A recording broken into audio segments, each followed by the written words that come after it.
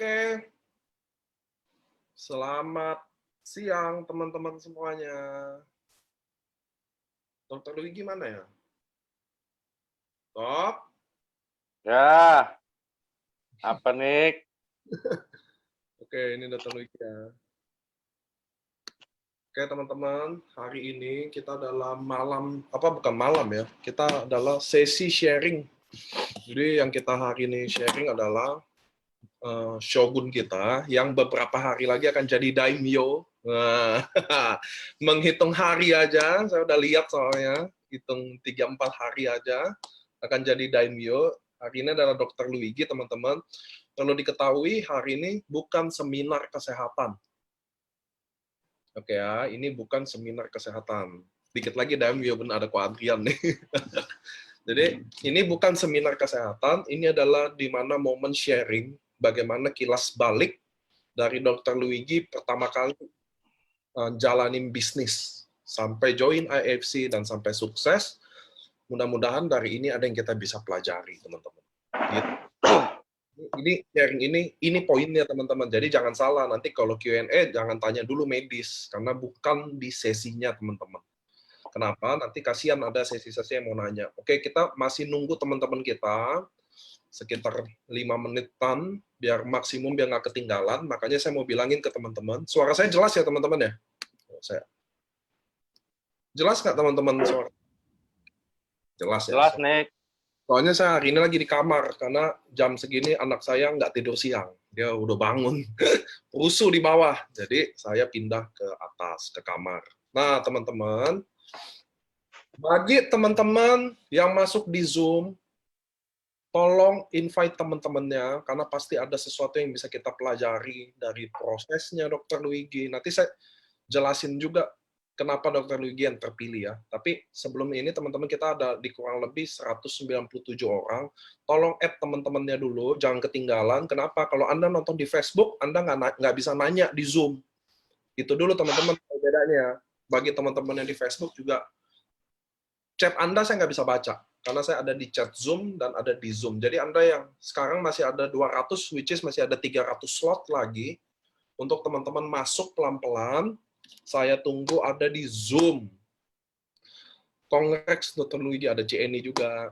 Jadi teman-teman maksimalin dulu Zoom, karena kalau di Facebook Anda nggak bisa nanya, nggak bisa apapun, karena nanti ada sesi-sesi pertanyaan tentang bagaimana mungkin Dr. Luigi bangun jaringan, apa masalah yang dia hadapi, karena setiap leader pasti ada masalahnya. Nah, teman-teman, saya mengundang, waktunya masih ada 2 menit untuk Anda pastikan teman-teman Anda semua ada di sini. Ya, ini juga termasuk Dokter Luigi adalah dokter yang ganteng ya. Kita akan mulai 2 menit lagi ya teman-teman ya. Nah, sambil nunggu, yang lebih ramai lagi, saya setting satu video 5 menitan biar pas. Jadi kita semua nunggu. Karena ini baru dokter gua katanya. Soalnya jangan nanti, jadi 5 menit deh, dokter mau ngapain dulu, saya setelin video dulu. Kenapa? Karena kan sayang momentumnya, karena Dokter Luigi adalah salah satu dokter yang jadi cikal bakal pemain network pada datang di AFC. Jadi saya mulai dulu videonya sambil nunggu maksimum. Oke ya teman, ini 214 orang ya. Saya tunggu 5 menit lagi ya teman-teman ya.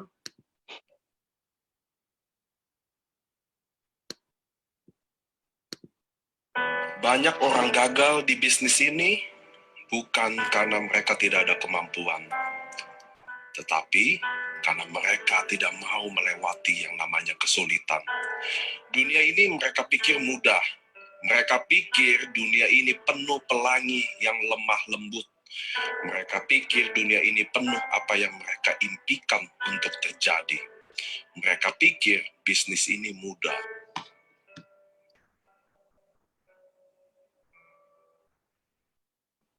Dunia ini keras. Seberapapun kuat Anda, mereka akan menjatuhkan Anda.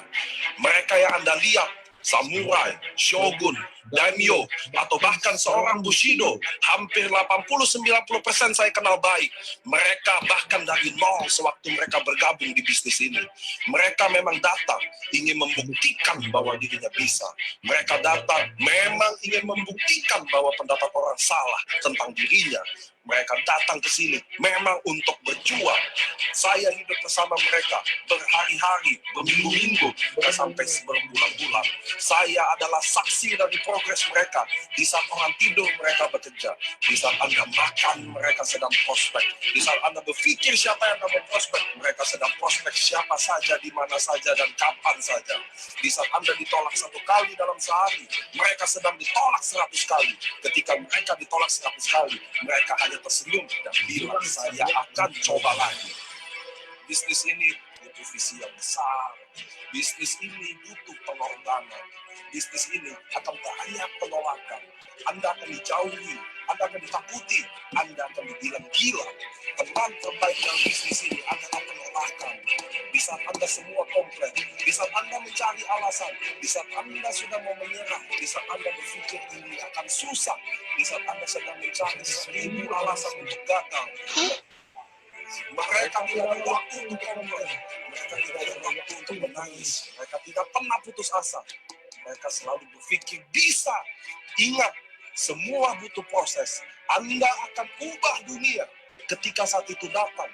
Ketika semua orang sudah menyerah dengan Anda, jangan pernah Anda menyerah pada diri Anda sendiri. Anda harus terbiasa takut. Anda harus terbiasa gagal. Jadikan mereka teman terbaik Anda. Mereka bilang, kita semua ini orang gila. Zona nyaman adalah zona kematian, Bapak Ibu. Dia akan membuat kita berhenti berkembang. Dia akan membuat kita malas, mudah menyerah. Dunia ini akan selalu membuat Anda gagal. Mereka suka kalau kita gagal. Tapi ketika Anda push yourself, Anda akan menjadi orang yang tidak akan pernah sama. Terus maju, maju, dan maju. Kesuksesan adalah milik orang yang bekerja keras. Kesuksesan adalah milik orang yang percaya pada dirinya. Saya tidak ada waktu komplain. Saya tidak ada waktu untuk menangis. Saya tidak ada waktu untuk putus asa. What's your why? Apa yang membuat Anda harus berjuang? Apa goal Anda? Ketika tidak ada orang yang memanggil Anda, ketika tidak ada orang yang bangga kepada Anda, ingatlah, jangan salahkan orang lain. Jangan salahkan apapun dan siapapun. Hidup ini Anda yang harus kontrol. Misi Anda, impian Anda, income Anda, tim Anda, dan masa depan Anda. Bahkan kegagalan Anda, jangan pernah. Anda punya skill, semua orang memiliki kemampuan. Tidak ada perbedaan antara saya dan apa yang Anda mereka lakukan. Perbedaan kita hanya siapa yang berjuang lebih, siapa yang ingin lebih, siapa yang ingin melewati proses ini. Ini adalah waktu Anda, momen Anda, impian Anda. Inilah kesempatan Anda. Ini adalah waktunya kita. Ini adalah jawaban dari semua doa-doa kita. Sekarang, bukan besok, atau besok, tapi sekarang. Ketika Anda mulai capek dan mulai ingin menyerah, berjanjilah kepada diri Anda. Katakan, ini belum berakhir sampai saya menang. Nah. Oke, tadi video tadi saya selalu nonton, Bapak Ibu. Setiap hari saya selalu dengerin tuh video itu. Ya kalau Anda patah semangat, saya semangat lagi. Itu penting banget, teman-teman. Oke, Dr. Luigi udah coming back. Kita ada di 252 orang, di Facebook juga ada. Kita akan jalan aja, nih naik terus, nggak apa-apa, karena kita selalu budayain on time, teman-teman. Jadi nggak bisa selalu nunggu ya. Oke, hari ini ada kedatangan seorang Dr. Luigi, teman-teman. Kenapa Dr. Luigi? Kenapa Dr. Luigi yang kita pilih hari ini, teman-teman? Karena Dr. Luigi adalah salah satu leader yang cikal bakal dari semua leader yang datang. Ko Budi Darwin, Ko Adrian, Dr. Yudi, semuanya adalah dimulai dari Dr. Luigi. Dr. Luigi adalah seorang leader, teman-teman, yang mulai mungkin nggak secepat yang lain, tapi endingnya di tujuannya akhirnya sampai juga. Karena Dr. Luigi membangun jaringannya kurang lebih 1 tahun. Nah, kita akan dengerin langsung apa yang Dr. Luigi rasakan sendiri, apa yang benar-benar terjadi, apa yang belum pernah diceritakan di tempat lain, dan cuma ada di hari ini, teman-teman. Oke, tempat dan waktu saya akan kasih ke Dr. Luigi. Pertama-tama, saya mau Dr. Luigi kenalin diri dulu, karena mungkin ada yang baru datang, belum tahu Dr. Luigi siapa, usianya berapa sih? Usia kan paling banyak yang nanyain Dr. Luigi, usianya berapa sih? Nah, jadi saya mau teman-teman dengar sendiri dari beliau. Oke dok, waktu dan tempat saya persilahkan. Thank you, Nico. Tentunya sebelum mulai kita juga doakan ya beberapa sejawat aku yang wafat di lapangan untuk melawan coronavirus. Jadi teman-teman harap benar-benar stay home, stay safe karena gangguan ini nggak boleh dianggap enteng. Dan terima kasih juga buat AFC yang sudah memberikan banyak sekali donasi kepada beberapa rumah sakit di seluruh Indonesia. Aku lahir di Palembang, Niko. Kebetulan dulu almarhum papiku bertugas di Angkatan Udara di Palembang. Jadi aku lahirnya di Pangkalan tahun 1966. Jadi aku sekarang umur sudah 50 berapa ya? 53. 53 Bukan tahun. 53 ya? Kadang-kadang bisa jadi 23 juga, nggak tentu juga nih, tergantung situasi. Aku SD, SMP di Palembang, lalu SMA karena salah satu nenekku kena kanker, aku harus ke Jakarta. Ternyata sebelum aku sekolah di SMA Teresia, nenekku udah keburu meninggal. Akhirnya aku belajar hidup sendiri. Di situ sebenarnya udah mulai belajar keras ya hidup ini. Lalu kuliah di Trisakti, kedokteran, lulus dan kembali lagi ke Palembang karena orang tuaku kena serangan jantung. Jadi aku harus pulang bantu dia praktek sampai sekarang begitu. Jadi aku kira-kira kurikulum vitae umumnya itulah, yang umum-umum itu dulu aja nih kok. Thank you. Oke. Oke, tadi ada yang nanya, teman-teman, ini ada di Facebook juga online streaming. Anda bisa klik di link tuh, ada tuh live on Facebook di layar sebelah kiri Anda. Anda klik itu, go to link-nya. Jadi caranya gitu. Jadi lihat live on Facebook, klik aja. Kalau enggak, Anda bisa manual, Facebook Live Science masuk, udah ada streamingnya. Oke ya teman-teman ya, tadi kita udah kenalan sama Dr. Luigi. Nah, dokter kan seorang dokter lulusan Trisakti, betul ya dok ya? Betul. Bukan dokter-dokteran ya dok? Ya, alhamdulillah bukan nih, dokter beneran ya. Nah, dokter lulus, dokter praktek dong dok, karena saya kan pernah datang ke tempat praktek dokter ya, di Palembang ya. Iya, pernah foto sama mamiku lagi. Ya, nah pertanyaannya yang teman-teman pengen tahu pasti, saya juga pengen tahu. Seorang dokter, waduh, tunggu ya dok, ada leader yang William Lim, dia start sharing. Boleh nggak teman, nggak usah di sharingin. Tunggu ya. William Lim. Nah, makasih. Nggak usah tekan-tekan tombol share screen, please. Makasih ya, Pak William ya. Nah, seorang dokter praktek. Berapa tahun dok praktek sampai dokter akhirnya mengenal deh bisnis jaringan? Itu dulu saya pengen tahu. Bentar ya, aku hitung dulu. Udah lama nggak berhitung, jadi lupa nih. Bentar. 94, 94, 24. Mungkin aku praktek dari tahun 94 sampai tahun 2005. Sampai tahun 2005. 11 tahun ya?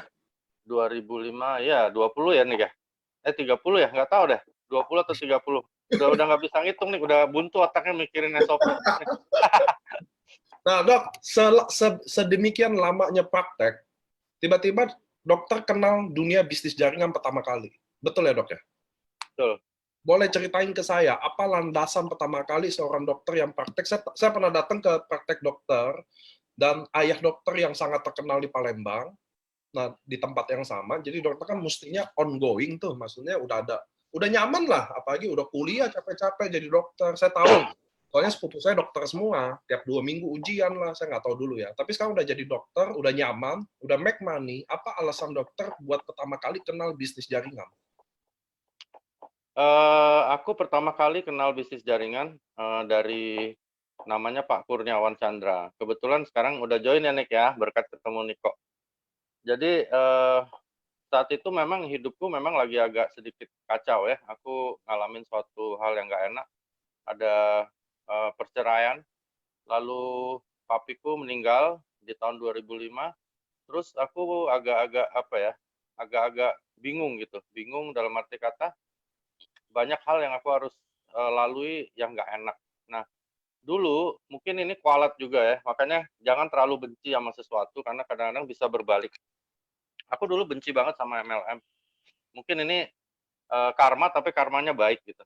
Dulu kalau orang datang bawa-bawa apa brosur, bawa-bawa produk, terus gambar-gambar bulat-bulat kayak yang sekarang kita sedang lakukan, pasti aku usir ya. Maksudnya aku usir, kalau enggak aku beli supaya dia jangan jangan ngomong lagi.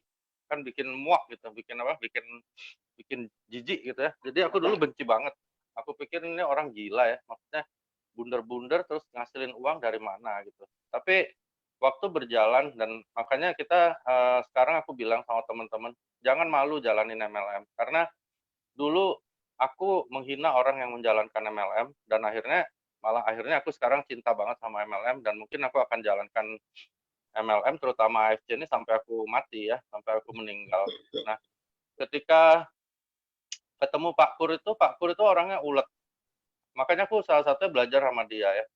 Dia nggak pernah putus asa, datang sampai jam 3 nih, duduk, ngobrol tentang sesuatu yang bener-bener aku udah jijik banget gitu. Dokter Jadi dia sempat tawar, ngusir. Dokter sempat ngusir, Kak. aku udah bukan usir, nggak enak karena orang baik ya, jadi aku nggak usir, aku ngobrol-ngobrol terus akhirnya aku bilang, "Berapa sih Pak harganya?" Dulu 600.000 apa gimana gitu. Aku beli 600.000, terus aku pikir, "Wah, alhamdulillah nih habis ini dia nggak datang lagi."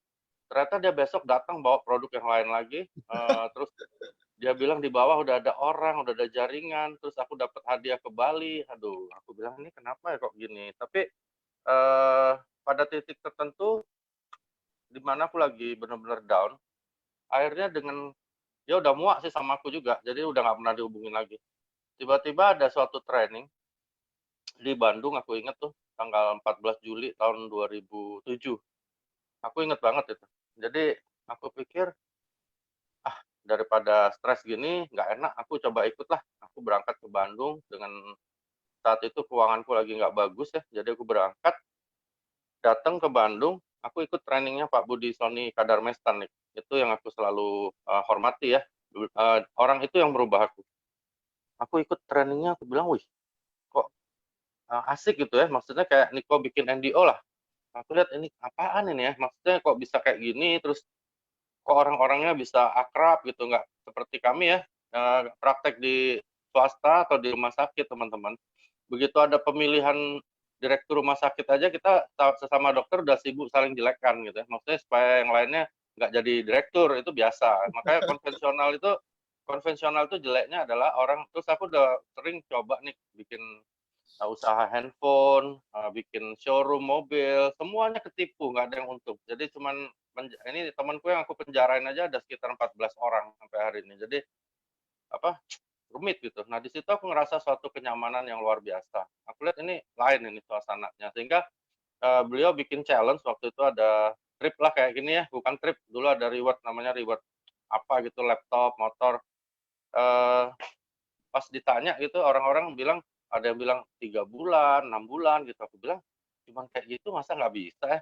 Terus akhirnya aku ditanya gitu, nggak tahu gimana kayak dia menuju ke aku bilang aku bisa dapat sehari lah Pak gitu. Dia sampai kaget, makanya sampai sekarang aku masih kontak sama beliau. Nanti suatu saat mudah-mudahan bisa ada sesi yang beliau berkenan untuk ngobrol aja ya. Itu luar biasa manusia satu itu. Terus dia bilang kalau bisa 1 hari kamu dapat dari jam 000 sampai jam 23.59 besoknya, saya kasih 5 kali lipat. Dan akhirnya aku berhasil. Bukan soal berhasilnya, tapi aku lihat ini gila ya, kok bisa ada challenge baru dalam hidup aku. Dan setelah aku ikutin, semua mental aku bangkit. Saat itu utangku miliaran nih, bukan kayak sekarang dapat miliaran ya dari AFC. Kalau dulu malah kebalik ya. Jadi lagi hancur hidupku. Itu semua hal yang buruk-buruk akhirnya bisa terlalui berkat aku mulai cinta dengan networking. Networking kalau kita benar milih perusahaannya teman-teman, itu bisnis yang luar biasa.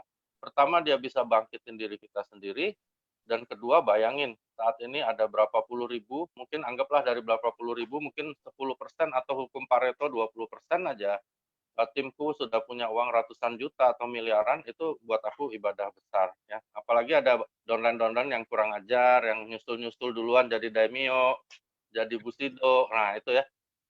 Teman-teman harus ingat ya, banyak yang telepon aku bilang, "Dokter Wigi, lu kok bodoh bisa kalah sama Budi Darwin? Lu kok kalah sama Ardian?" gitu. Aku bilang, "Teman-teman, bisnis MLM itu aku diajarin sama Pak Sony Kadarmestan. MLM itu adalah yang benar ya, otaknya yang benar. Aku kebetulan dapat leader yang benar ya. Kalau leader yang nggak benar aku nggak tahu. Bikin jaringan itu harus berbentuk piramid. Oke? Nah, jadi ketika downline kita di sisi kanan, kan binari Pak Niko bikin. Di sisi kanan dan kiri, sukses teman-teman. Disitulah namanya teman-teman benar-benar menjalankan networking yang esensinya benar, sehingga jaringan kita kaya, lebih kaya dari kita, biarin aja. Misalnya Budi Darwin lebih kaya, Ardian lebih kaya, Yohanes C lebih kaya, biarin aja. Maksud aku, memang itu esensi yang aku mau jalankan. Nah, baru kita bantu ya, misalnya di sebelah sini ada rombongan Pak Gunarto, Pak Adi Gunawan, Ibu Hajah Eva, banyak sekali tim lain yang sedang menaruh kepercayaan kepada aku bantu lagi sehingga dia juga lebih kaya dari aku.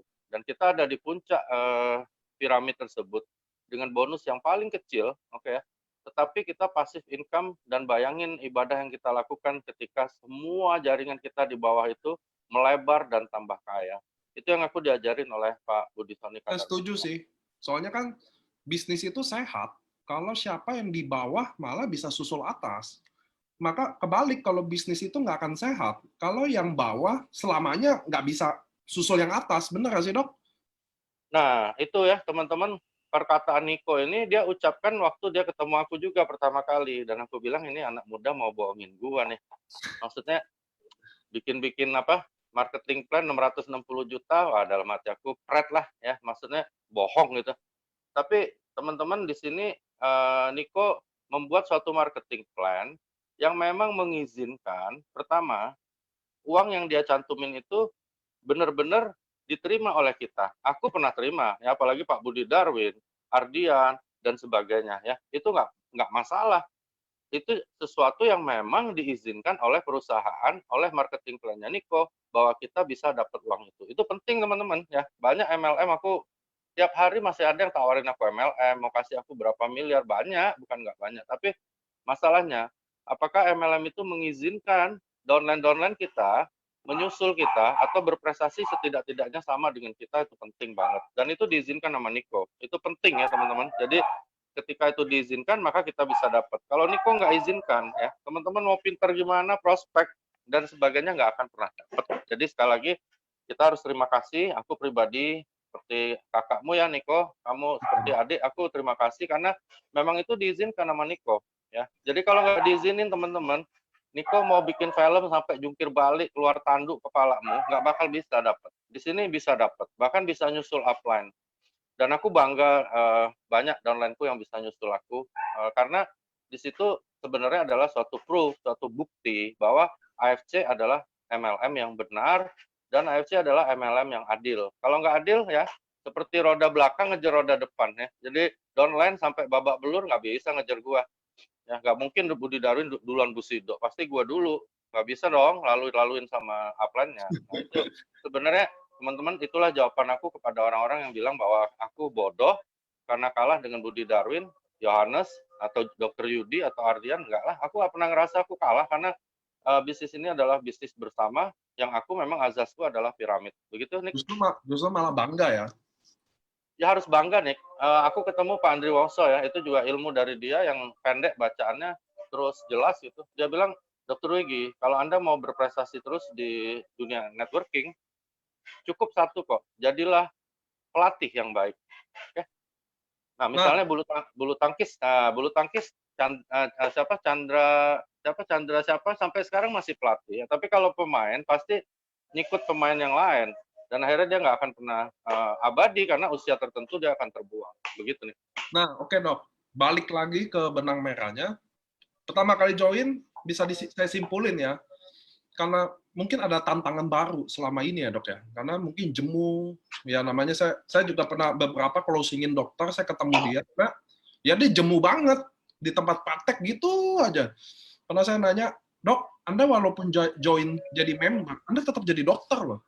Jadi mungkin dokter dapat rasa tantangan itu ya, dapat sesuatu yang beda aja kondisinya, yang bikin dokter mulai mau coba. Aku pertama kali jalankan kebetulan aku dapat jadi penting ya. Jadi salah satu kesalahan dalam menjalankan networking adalah ya ketika kita dapat upline atau leader yang brengsek ya, leader yang bajingan, nggak bisa berhasil. Aku kebetulan dikasih anugerah sama Tuhan, dapat leader-leader yang sangat baik. Mulutnya nggak baik sih, tapi yang dia didik ke aku baik. Mulutnya kasar, Niko mah nggak kasar. Niko kan kadang-kadang bilang, maaf ya saya kasar. Aduh, kalau aku bilang itu kalau dibandingin sama dulu leaderku, Niko ini kayak nyanyi gitu, kayak lagu. Kalau di sana bahasanya ngeri banget ya. Tapi ketika kita masuk di titik terendah hidup kita, dipancing keluar semua apa yang ada di dalam alam bawah sadar kita, kita bangkit. Itu yang kena di aku nih. Jadi aku kena di situ bahwa ini kerjaan luar biasa, aku harus kerjain karena bantu banyak orang. Oke dok. Nah, terus dokter maaf saya mau nanya, berapa MLM dokter join sebelum ke AFC?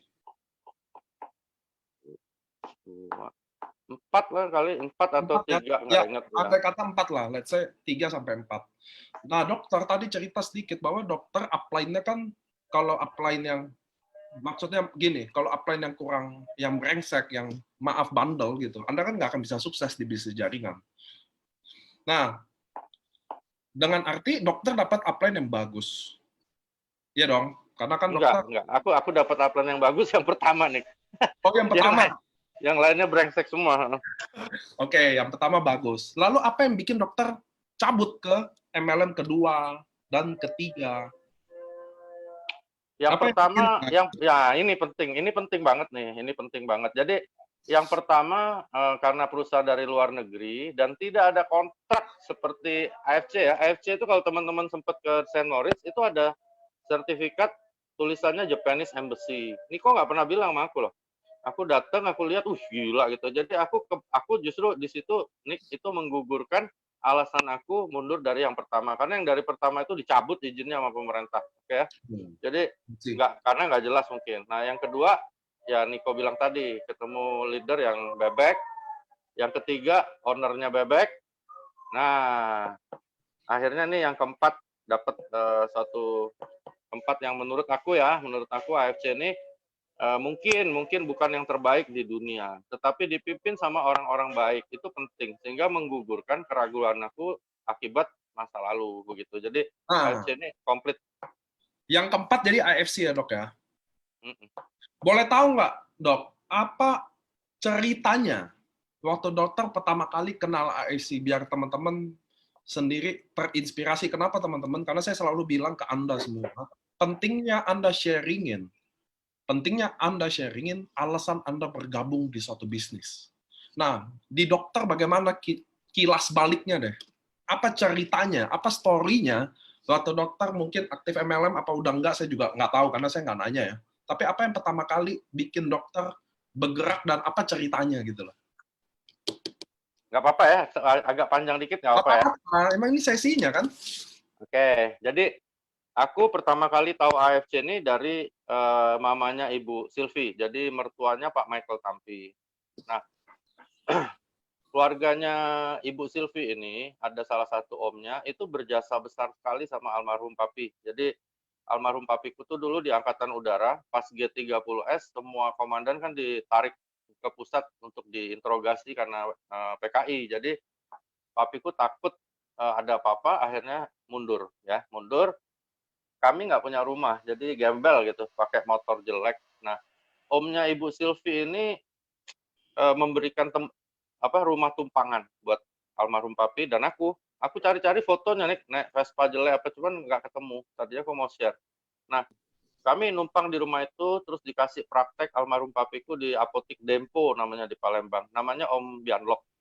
Aku nggak pernah lupa nama itu, karena itu nama yang disebut almarhum Papiku sebelum dia wafat ya. Jadi dia minta aku selalu hormati keluarga itu, dan keluarga itu sampai sekarang ada sepupunya Ibu Silvi, baik benar, masih kirim hadiah untuk mamiku dan sebagainya, udah kayak keluarga. Nah, jadi waktu ditelepon itu sebenarnya kalau mau jujur, aku agak terpaksa juga sih datang itu ya, karena aku nggak enak gitu. Karena Tante Aileen, ibunya Silvi, kata Ibu Silvi itu baiknya bukan main orangnya. Dia punya restoran namanya Tenda Biru. Niko juga suka tuh ada Burung dara. burung puyuhnya ya. Ah, ya, Nah, burung puyuh. dia sering kasih mamiku burung apa. Jadi dia telepon aku gitu. Luigi, ini Pipi sama Michael baru investasi loh katanya di perusahaan Jepang. Kacau nih katanya kalau nggak jalan. Aku bilang, apa dia tante? Apa dia tuh bahasa Palembang apaan tante? Dia bilang, ya itulah apa pokoknya bagus lah dari Jepang. Tante nggak ngerti juga katanya. Coba kau bantu lah katanya kan datang. Oh iyalah tante. Itu dia telepon udah sebulan, aku nggak datang. Aku lagi di luar kota. Akhirnya balik lagi, dia telepon lagi. Pipi besok datang katanya. Sama Ernest, sama Nico. Ngapain ya aku bilang tante, ngapain gitu. Ya kau datang sini lah, ada burung banyak atau nak tunjuk mami, mau kasih mamiku ya. Aduh, akhirnya aku terus terang dengan berat hati loh waktu itu nih. Aku datang juga nih ya, datang, duduk.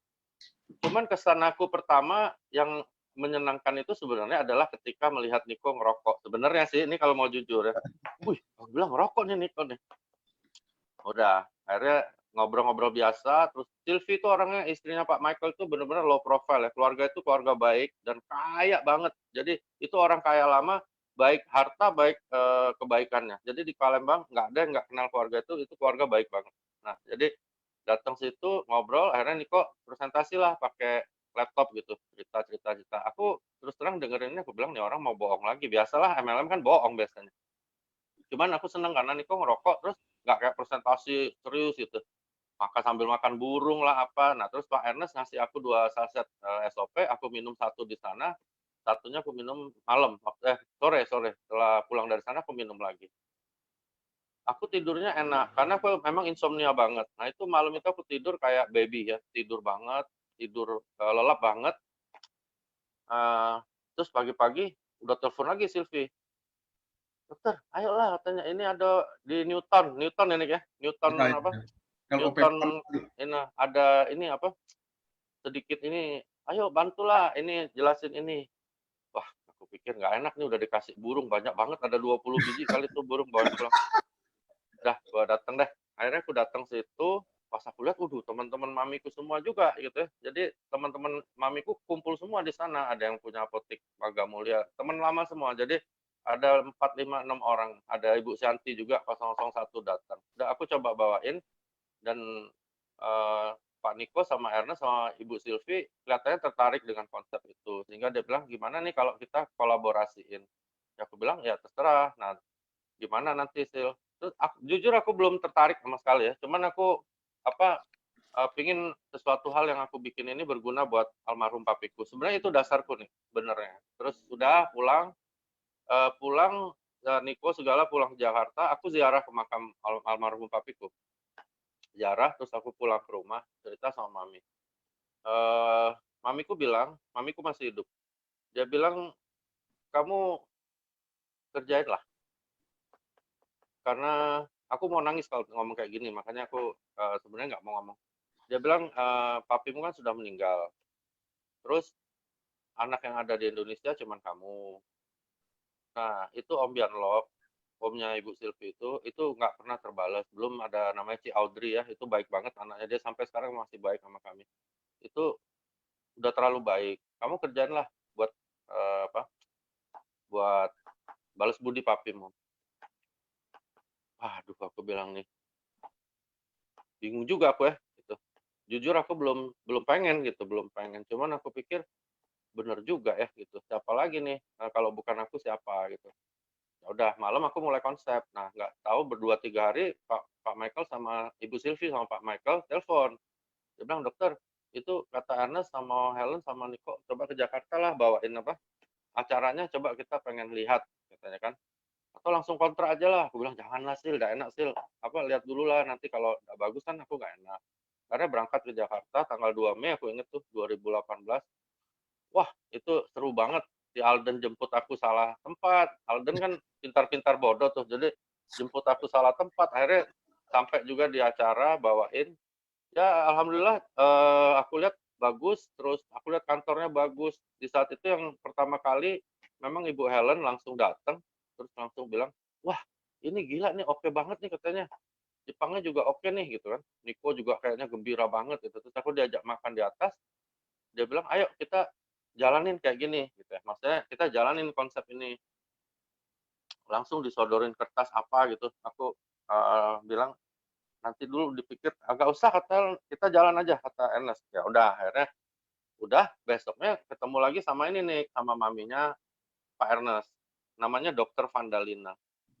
Makan di Sate House, aku ditraktir tuh, di atas Saint Moritz. Pas aku ketemu, aku kaget banget tuh. Dia nyebutin nama kecilnya mamiku ya. Jadi nggak ada orang tahu nama kecil mamiku, kecuali orang itu memang teman dari kecil. Aku bilang, "Kok tante bisa tahu?" "Iyalah, aku temenan sama mami kau, sama, sepupunya dan sebagainya sebagainya." Ernest ada di sebelah, beliau gitu. Waduh, aku bilang, "Ini kayaknya ini emang sudah petunjuk ya." Makanya hati kecil ya teman-teman, jangan dilawan ya. Jadi aku saat itu bilang, "Ini kerjaan harus gua kerjain nih." Ya. Satu karena almarhum papi, kedua karena, mamiku juga gitu. Jadi aku telepon mami, "Mi, kenal nggak sama ini?" "Oh, tahu lah," kata mami. Ngobrol lah sama Vandalina. Akhirnya Ernest bilang, "Dok, ini kalau kita baru mulai gini, nanti honornya seadanya dulu ya, nggak apa-apa ya." Aku bilang aku bilang, "Waduh, pinter juga nih Ernest ya, negonya pas lagi gini." Jadi aku bilang, "Ernest, aku mau kerjaan ini bukan karena duit, cuman, eee, ini kok mamanya Ernest kok bisa kenal sama mamiku ya?" Aku bilang, "Heran juga nih." Udah, akhirnya udah mulai deh, mulai bergerak. Nah, kita mulai bikin tuh acara sama Niko, terus mulai apa, bikin seminar terapi stem cell, mulai mulai orang-orang mulai join, aku udah mulai bergerak bikin di kaki. Tadinya nih rencananya nih, yang sebelah sini ada Pak Kurniawan. Itu kan namanya rencana ya. Kita jalanin ini teman-teman. Kadang-kadang rencana nggak sesuai dengan apa yang Betul. terjadi, nggak apa-apa. Aku pikir nanti Pak Kurniawan jadi gede. Kan ini guru aku, nggak mungkin dong nggak gede. Nah, di sebelah sini ada upline-upline-nya Pak Budi Darwin, banyak deh upline-nya Ardian. Oke, aku pikir yang ini gede dulu, jadi aku bangunlah kaki yang kecil. Kaki kecil ya kakinya ini dong, kakinya Pak Budi Darwin ini. Bangun, bangun. Pak Budi Darwin, waktu ketemu aku ini sedikit aja, intermezzo aja. Aku ketemu beliau, makan di Bakmi Gajah Mada di lantai 2 tuh, Saint Moritz tuh. Dia bilang, "Dokter, ini bisnis apaan ini?" katanya. "Bisnis jelek banget. Saya mendingan jalanin ini deh, jalanin apa, money game lah, bisa miliaran saya untungnya. Males," katanya. "Kita ini aja lah," katanya, "kita kolaborasi aja, beli titiknya berdua." Aduh, aku kalau inget itu nih, nyesel aku nggak beli loh, ya. Jadi dia bilang, "Gua mau coba sebok, karena ini." Nah ini ya teman-teman, kadang-kadang ada petunjuk tertentu yang kita nggak sangka. Dia bilang, "Ini paten nomor 2-nya kayaknya berguna buat saya, karena dada saya sering sakit." Aduh, aku bilang, "Sialan banget ya ini orang, udah nggak mau join, ngajak bagi 2, udah gitu bisnisnya bilang jelek." Aku bilang, Pak Budi sekarang nggak usah pikirin bisnis, coba aja dulu produknya kalau cocok kan." "Ya tapi kalau ini kalau di dada saya enak, saya kerjain," dia bilang. Nah itu, jadi udah mulai nih ngerjain kakinya, ini akhirnya Pak Budi Darwin ini tiba-tiba nyala gitu. Dia telepon, dia bilang, "Dok, ada waktu nggak ya? Ke Jakarta lah," katanya, "saya mau, prospek." Saya udah bawa mesin kuantum nih, dulu kan selalu bawa kuantum itu dia. Ya, ya, ya, ya. Nah, udah mulai tuh, terus di atasnya dia ada, siapa-siapa mulai gerak. Nah, di situ aku mulai, terinspirasi oleh downlines. Sebenarnya bisnis ini yang memberi bukti pada aku bukan upline, karena upline aku mamanya Pak Ernest, terus Ibu Silvi, Ibu Syanti juga kan sudah 001, jaringannya kan bukan hanya aku saja. Sehingga teman-teman, bisnis ini, aku dapat upline-upline yang baik sekali di sini, tetapi kita juga nggak boleh berharap untuk di spill over ya. Aku nggak pernah dapat spill over dan aku juga nggak pengen di spill over. Karena, eee, kadang-kadang spill over itu memang menyenangkan, tetapi lebih menyenangkan kalau Anda yang spill over downline ya. Jadi memberi lebih baik daripada menerima. Nah, Setuju. makanya, ketika mulai berjalan Pak Budi Darwin, wah makanya ya Pak Budi Darwin, Bu Sido duluan, wajar teman-teman. Sama kayak filmnya Niko tadi, kita di sini hahaha, kalau ikut dia bisa kurus teman-teman ya, nggak bisa apa-apa. Aku dari pagi sampai siang selesai, aku bilang, "Pak Budi, aku balik hotel dulu ya." "Oh, jangan jangan nih ada udang enak nih, ada apa?" Disandra di situ terus sampai sore, malam. Wah, luar biasa. Jadi Budi Darwin emang seperti itu. Jadi memang kalau dia jadi duluan ya wajar ya, wajar. Maksudnya Setuju, setuju. aku sangat hormati bagaimana cara dia bekerja. Setuju, setuju. Nah, Ibu Syanti banyak kenangan sama aku, sama Niko juga. Aku kadang-kadang dibeliin bakmi, bakcang, kadang-kadang dikasih angpau dari Ibu Syanti, kadang Niko, kadang Ernest, aduh. Jadi, family family bisnis itu terasa di sini karena dibuktikan. Kalau di tempat lain kan hanya tulisan ya. Nah, itu yang membuat aku akhirnya jatuh cinta sama AFC ini, dan semua yang Niko jelasin dari awal itu juga penting. Kenapa teman-teman kecewa? Karena teman-teman kadang-kadang ikut MLM tidak lihat satu demi satu. Ya, kalau teman-teman lihat flip chart-nya Pak Niko, itu dijelasin satu demi satu. Yang pertama, bahwa perusahaan ini bukan MLM di sananya. Itu penting, teman-teman, ya, penting. Kenapa produk kita bisa boom? Karena perusahaan ini bukan perusahaan MLM. Jadi produk itu dibuat untuk konsumen. Oke, itu udah pasti. Semua dokter, semua orang-orang medis ngerti kalau bukan MLM berarti produknya dibuat untuk kita konsumen. Itu yang menarik. Kedua, terdaftar di Bursa Efek Jepang. Nggak mungkin perusahaan nggak kaya kalau nggak terdaftar. Jadi ini nggak mungkin kabur lah. Kenapa nggak mungkin kabur? Diawasi sama kedutaan. Aku menilainya seperti itu.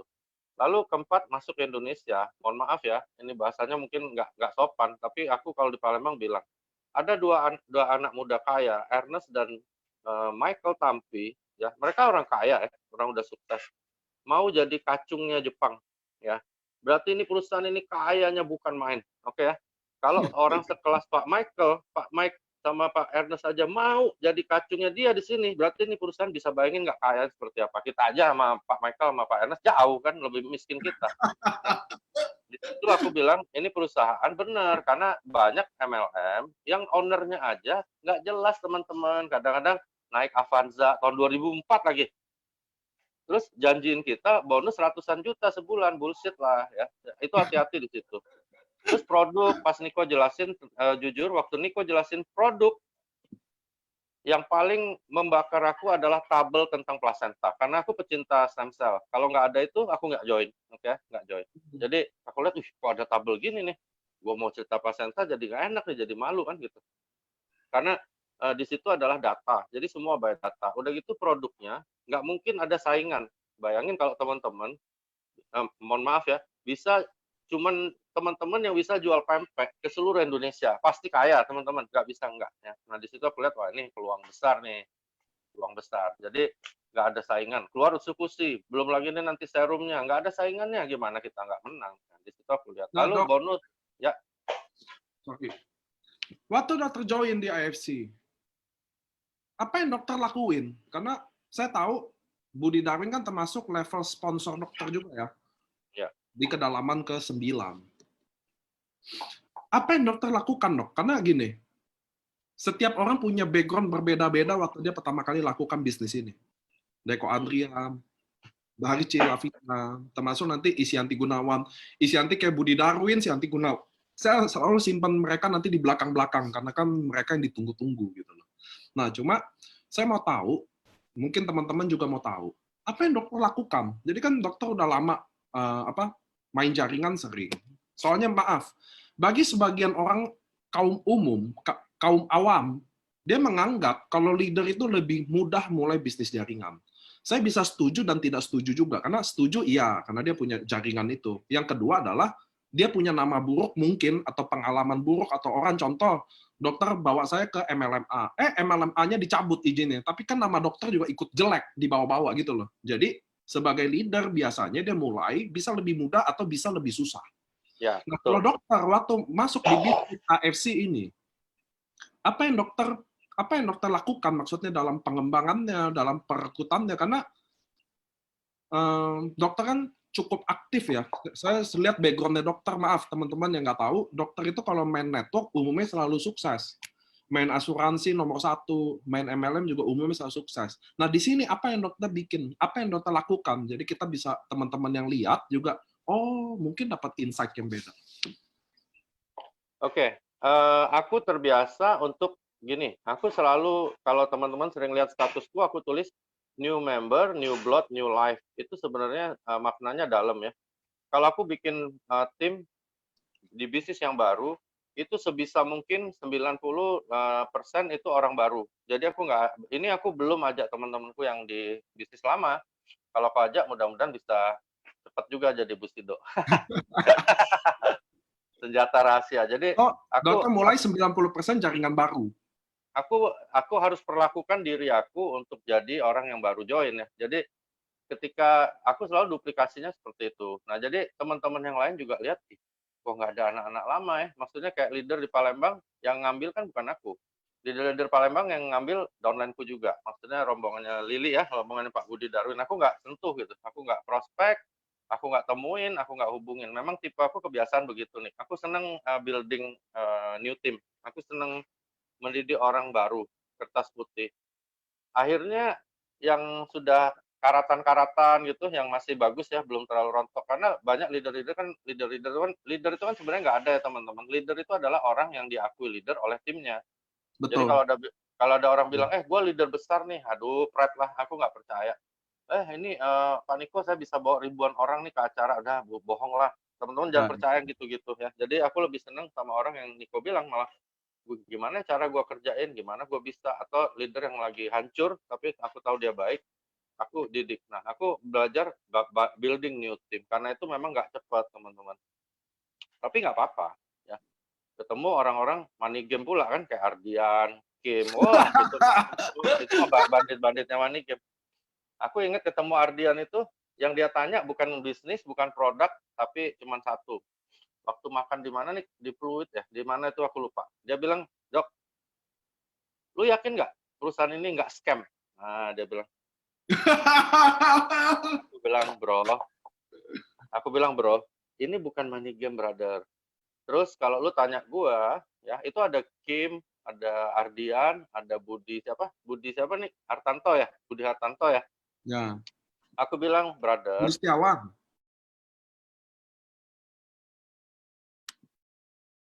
kan money game, oke? Perusahaan ini adalah suatu perusahaan. Enggak, gua nggak tanya itu katanya.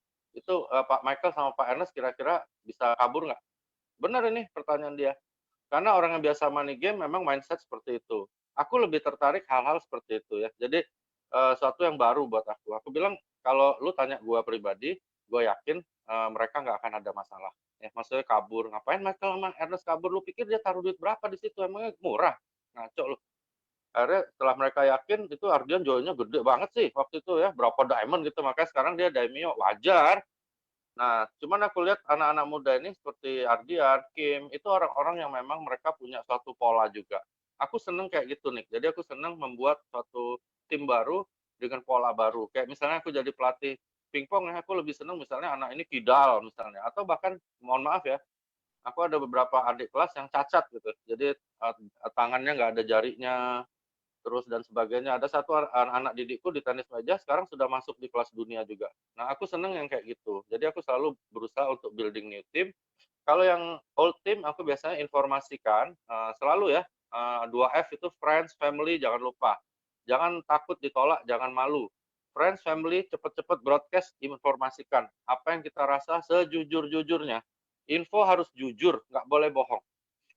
Kalau misalnya kita tertariknya di mana, kita ceritakan juga. Jadi waktu nanti dia suruh ulang lagi ceritanya sama teman-teman ya. Kadang-kadang kita waktu cerita terlalu banyak bohong. Jadi waktu cerita kedua bingung ngingetnya ya. Jadi waktu prospek jangan bohong. Kalau kita misalnya kurang yakin apa juga kita bilang nggak apa-apa. Nggak ada perusahaan yang sempurna ya. Nah, Nah, dok, sorry motong lagi. ya.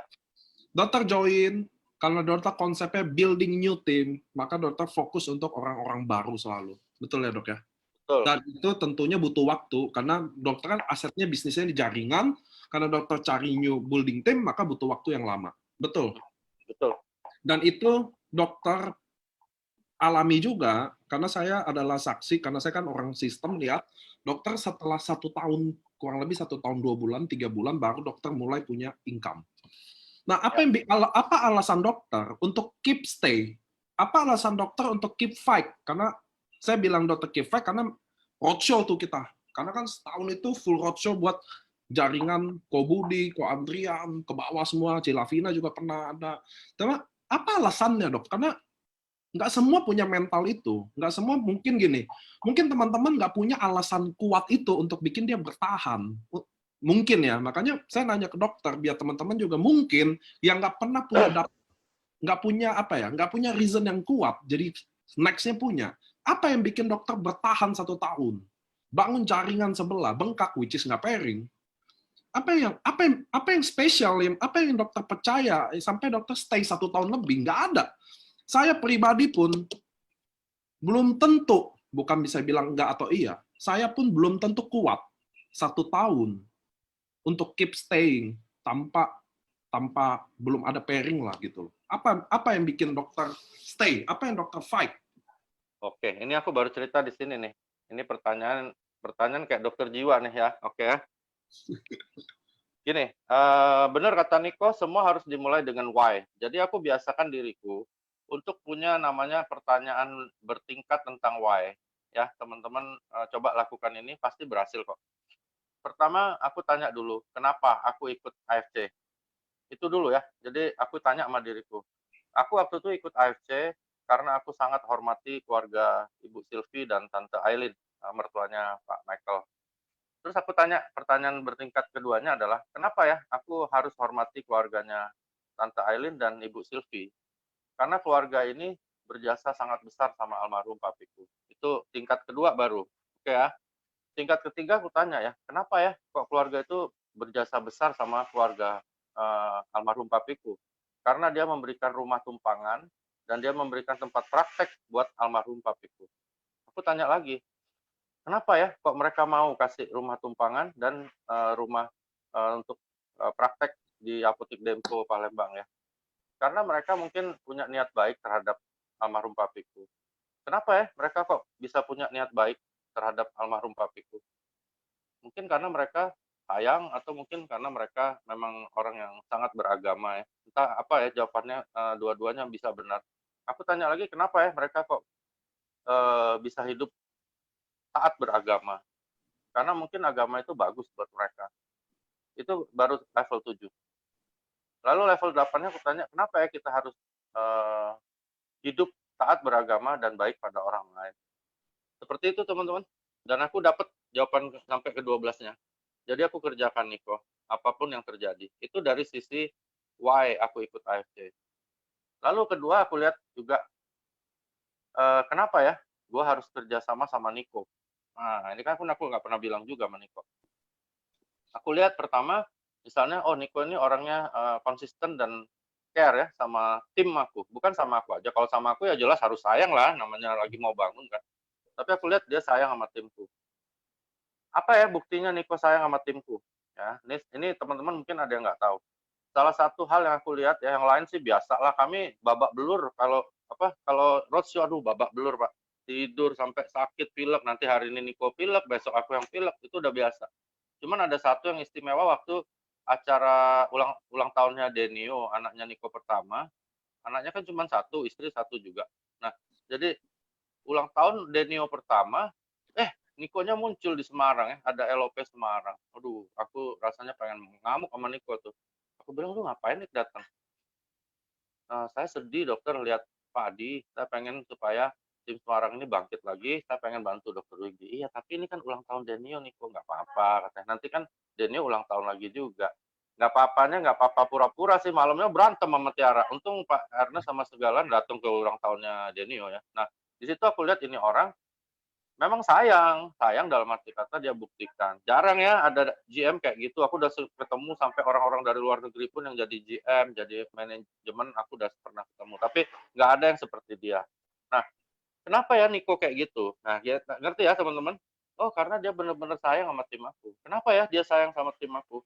Sampai aku dapat 12 jawaban, maka aku akan kerja sama terus sama Niko. seperti itu nih kok, aku bikin suatu why dalam diri aku. Harus ada pertanyaan bertingkat. Tapi kalau cuman, kenapa ikut AFC? Wah, bonusnya asik tuh kayak Ardian, Dr. Wigi, Budi Darwin, bonusnya miliaran 1 bulan ratusan juta misalnya. Ketika teman-teman nggak dapat bonus itu, teman-teman pasti pindah MLM. Jadi teman-teman harus punya pertanyaan yang dalam bertingkat seperti itu sehingga teman-teman bisa sentuh alam bawah sadar Anda. Aku dulu 3 tahun di rumah sakit jiwa. Jadi benar-benar aku belajar tentang itu sehingga aku tahu cara bangkitin alam bawah sadar.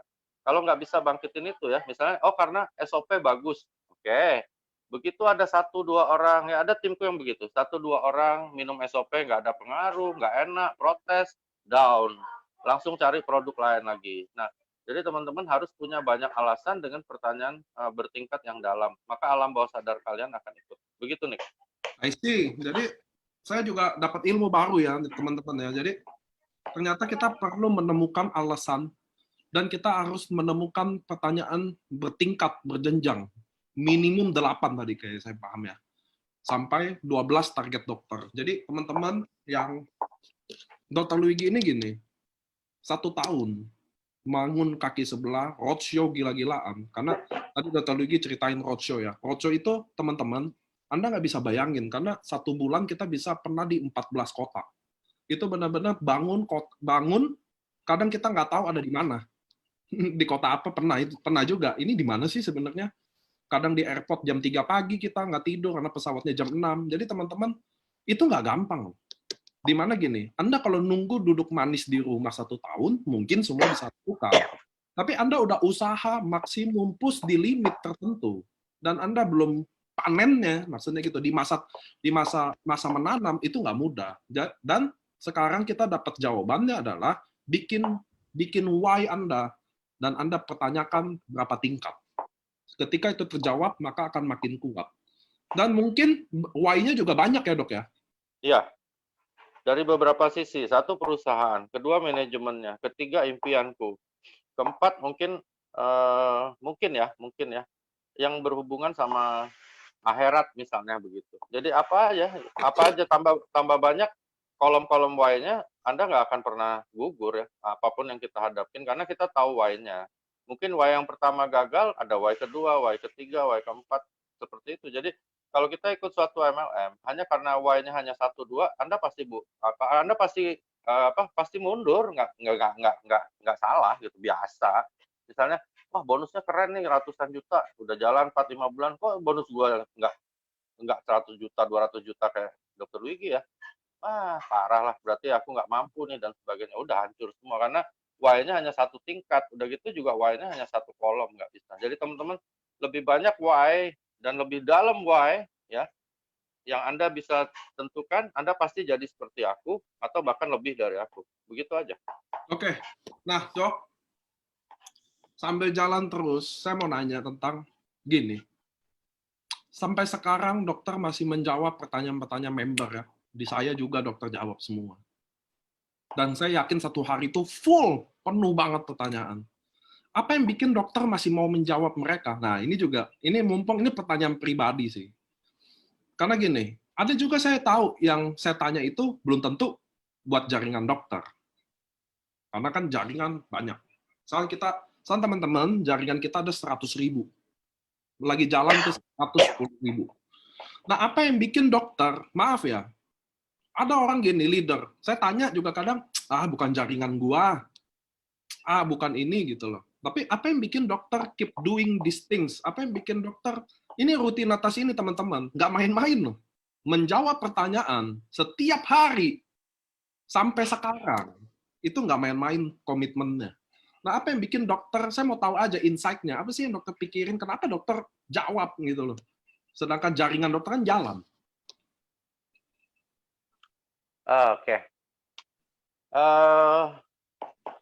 Ya gimana ya, kalau aku berpikir gini ya, misalnya kadang-kadang ada orang nanya, kadang-kadang kesel juga sih nih, kadang-kadang ada yang nanya itu nggak masuk akal gitu. Cuman gini ya, aku berpikir kayak gini. Pertama, dan yang nanya sebenarnya sih banyak kan bukan timku sih, maksudnya banyak kan crossline, karena crossline kan emang nggak sempat ketemu aku. Jadi pikir aku orang kalau bertanya, dia pengen sesuatu yang memang dia pengen tahu dari pertama ya, dia pengen tahu jawaban itu dari aku, dari Dokter Luigi, dan orang kirim WA, apalagi tengah malam ya, kadang subuh juga, itu karena urgent dong ya. Kalau misalnya nggak urgent, nggak mungkin dong dia nggak tidur juga jam 2:30 terus dia kirim pesan sama aku. Ya, ya, ya. Jadi aku pikir ya wajar lah. Maksudnya kalau gue di posisi dia, gue juga akan tunggu kapan nih dijawab gitu ya. Jadi selama aku nggak tidur, terus kalau aku lagi lockdown gini teman-teman, aku agak jarang jawab, jarang balas karena handphoneku dimainin anakku yang kecil. Jadi minta maaf. Nah, jadi aku berempati bahwa aku dalam posisi dia, ya aku harus jawab. Soal itu jaringanku atau bukan, buat aku sama aja. Karena sambil aku jawab, toh aku juga belajar ya. Kalau aku nggak bisa jawab, ya aku nggak jawab. Kadang-kadang aku bilang, ya ini memang sesuatu yang memang nggak bisa dijawab. Jadi aku melihat ini suatu tanggung jawab, karena memang, ya itu tadi, Nick, why aku tadi ya. Why aku tuh terlalu banyak. Jadi kalau cuma jawab pertanyaan, aku jawab pertanyaan kadang-kadang, wah kalau lagi lockdown ini tambah banyak sih. Kalau lagi sehari-hari itu emang bisa ratusan pertanyaan. Tapi aku berpikir gini, kalau aku jawab misalnya 200, 300 pertanyaan, berarti pengetahuan aku juga akan bertambah 200, 300 kali lipat. Gitu aja. Wow. Nah, itu teman-teman, saya rasa kita emang perlu berterima kasih sama Dr. Luigi, karena memang dia yang cikal bakal yang selalu menjawab pertanyaan. Saya juga nggak ditanya sih. Terus teman-teman juga kadang harus maklumi kalau jawabannya mungkin lagi ini, karena saya juga ngerasain. Ketika Anda tanya, teman-teman, kalau udah pertanyaan ke 170, ke 190, kadang kita juga udah mulai jemu, karena kan kita ada hidup juga ya. Termasuk Dr. Luigi juga punya jaringan yang aktif juga. Nah, Dok, apa yang bikin, kan dokter jalan 1 tahun bangun jaringan nih.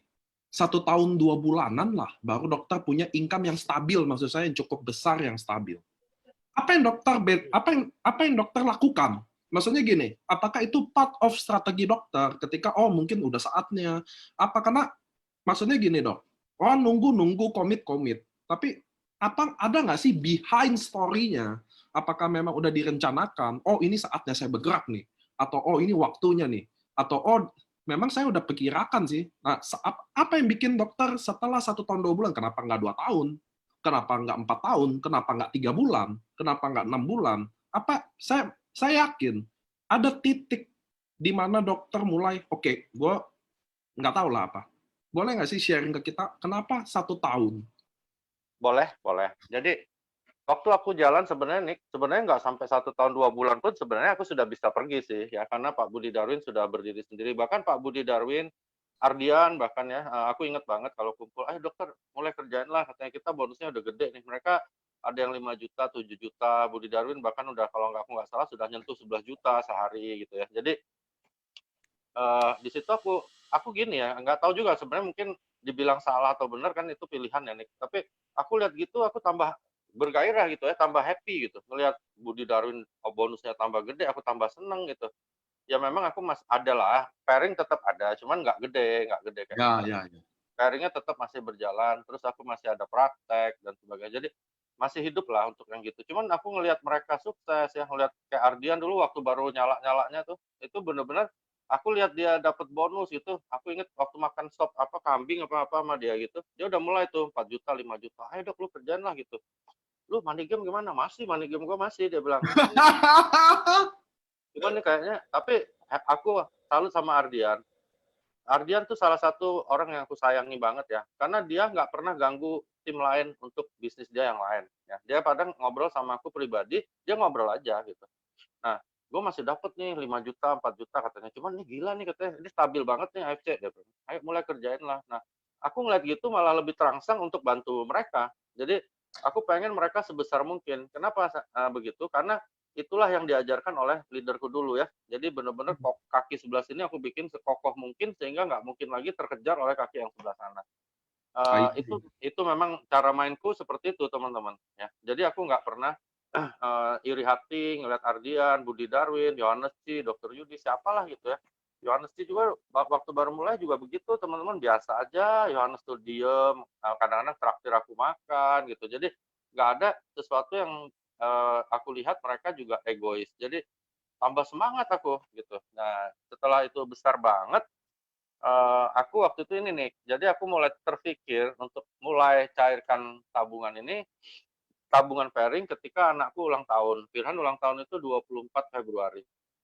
Nah, waktu dia ulang tahun mau minta beliin mobil gitu ya. Nah, waktu mau beli mobil tuh uangnya kurang. Jadi mobilnya mau mintanya agak bagus lagi, jadi agak kurang duitnya. Di situ gue bilang, wah ini gue harus cairin nih. Sayang kan kalau nggak dicairin.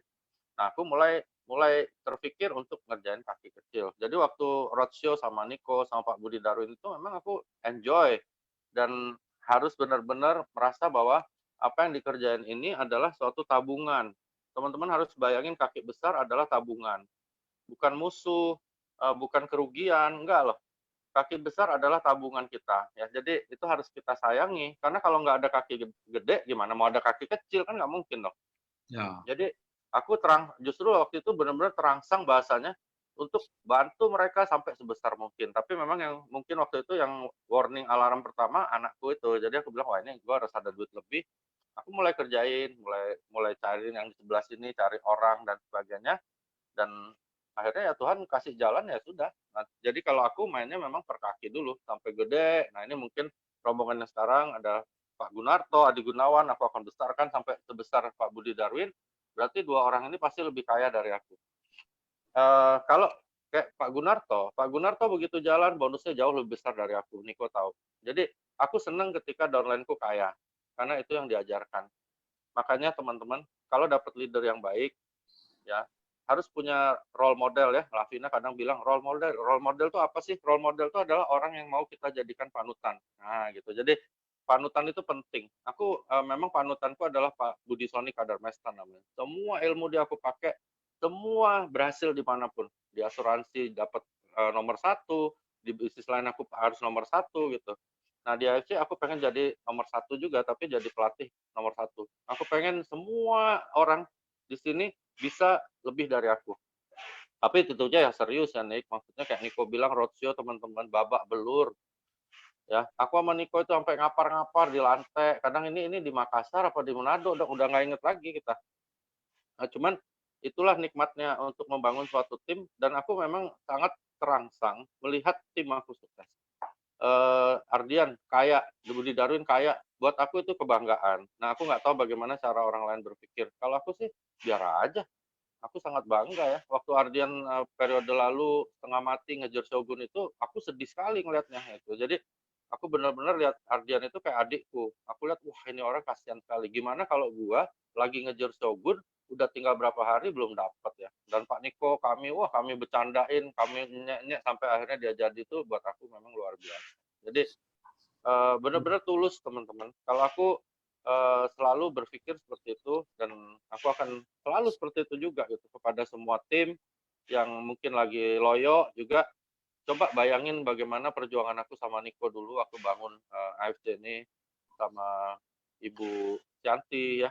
Nggak gampang ya, nggak gampang. Jadi teman-teman bisnis ini bukan soal gampang atau sulit, tetapi bagaimana ya teman-teman bisa pertama tadi aku bilang punya uang yang banyak, tulus dan bahagia kalau lihat downline Anda sukses. Jangan iri hati. Gitu nih. Oke, so dokter mulai ada alarm kedua ketika anak mulai minta mobil ya. Jadi dokter mulai, oh ini harus, saya jadi anak dokter lah. Nah dok, next question adalah, dok sebagai tetap kacamata yang dokter pegang kan dokter bagaimanapun punya background seorang dokter. Nah, saya mau tanya secara pribadi juga. Apa sih yang dokter saksikan langsung, yang lihat langsung, orang-orang yang terbantu langsung dengan produk kita? Ada nggak sih yang benar-benar dokter alami langsung, yang benar?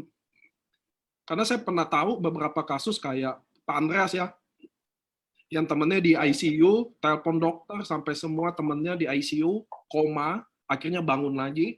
Nah, saya mau tahu mungkin teman-teman juga bisa terinspirasi dari Dr. Luigi ini teman-teman, itu sama, dia udah kayak bukan leader lagi ya, ada di level hero, di mana ada orang-orang yang terbaring di rumah sakit, koma, ICU, dan ada keputusan-keputusan pribadi beliau sama leader, Pak Andreas juga salah satunya, ya akhirnya bikin orang itu selamat sampai sekarang. Nah, ada juga nggak sih beberapa kisah, atau kisah itu boleh diceritain lagi, atau ada beberapa kisah lagi yang bikin kita teman-teman, saya ambil ini kayak istirahat kita ngomong jaringan atau apa, kisah-kisah yang dokter, karena dokter punya background sebagai ahli medis, di mana pasti itu penting. Saya kerjasama sama dokter di IFC ribuan, dan itu selalu bagi mereka penting, yang which is pasti bagi dokter juga penting. Ada nggak sih kisah-kisah yang ada di hati dokter gitu? Di itu juga boleh diceritain tadi, dan yang lain-lain tentunya. Ada nih. Itu Pak Andreas salah satunya. Emang detik-detik Pak Joshua ya namanya.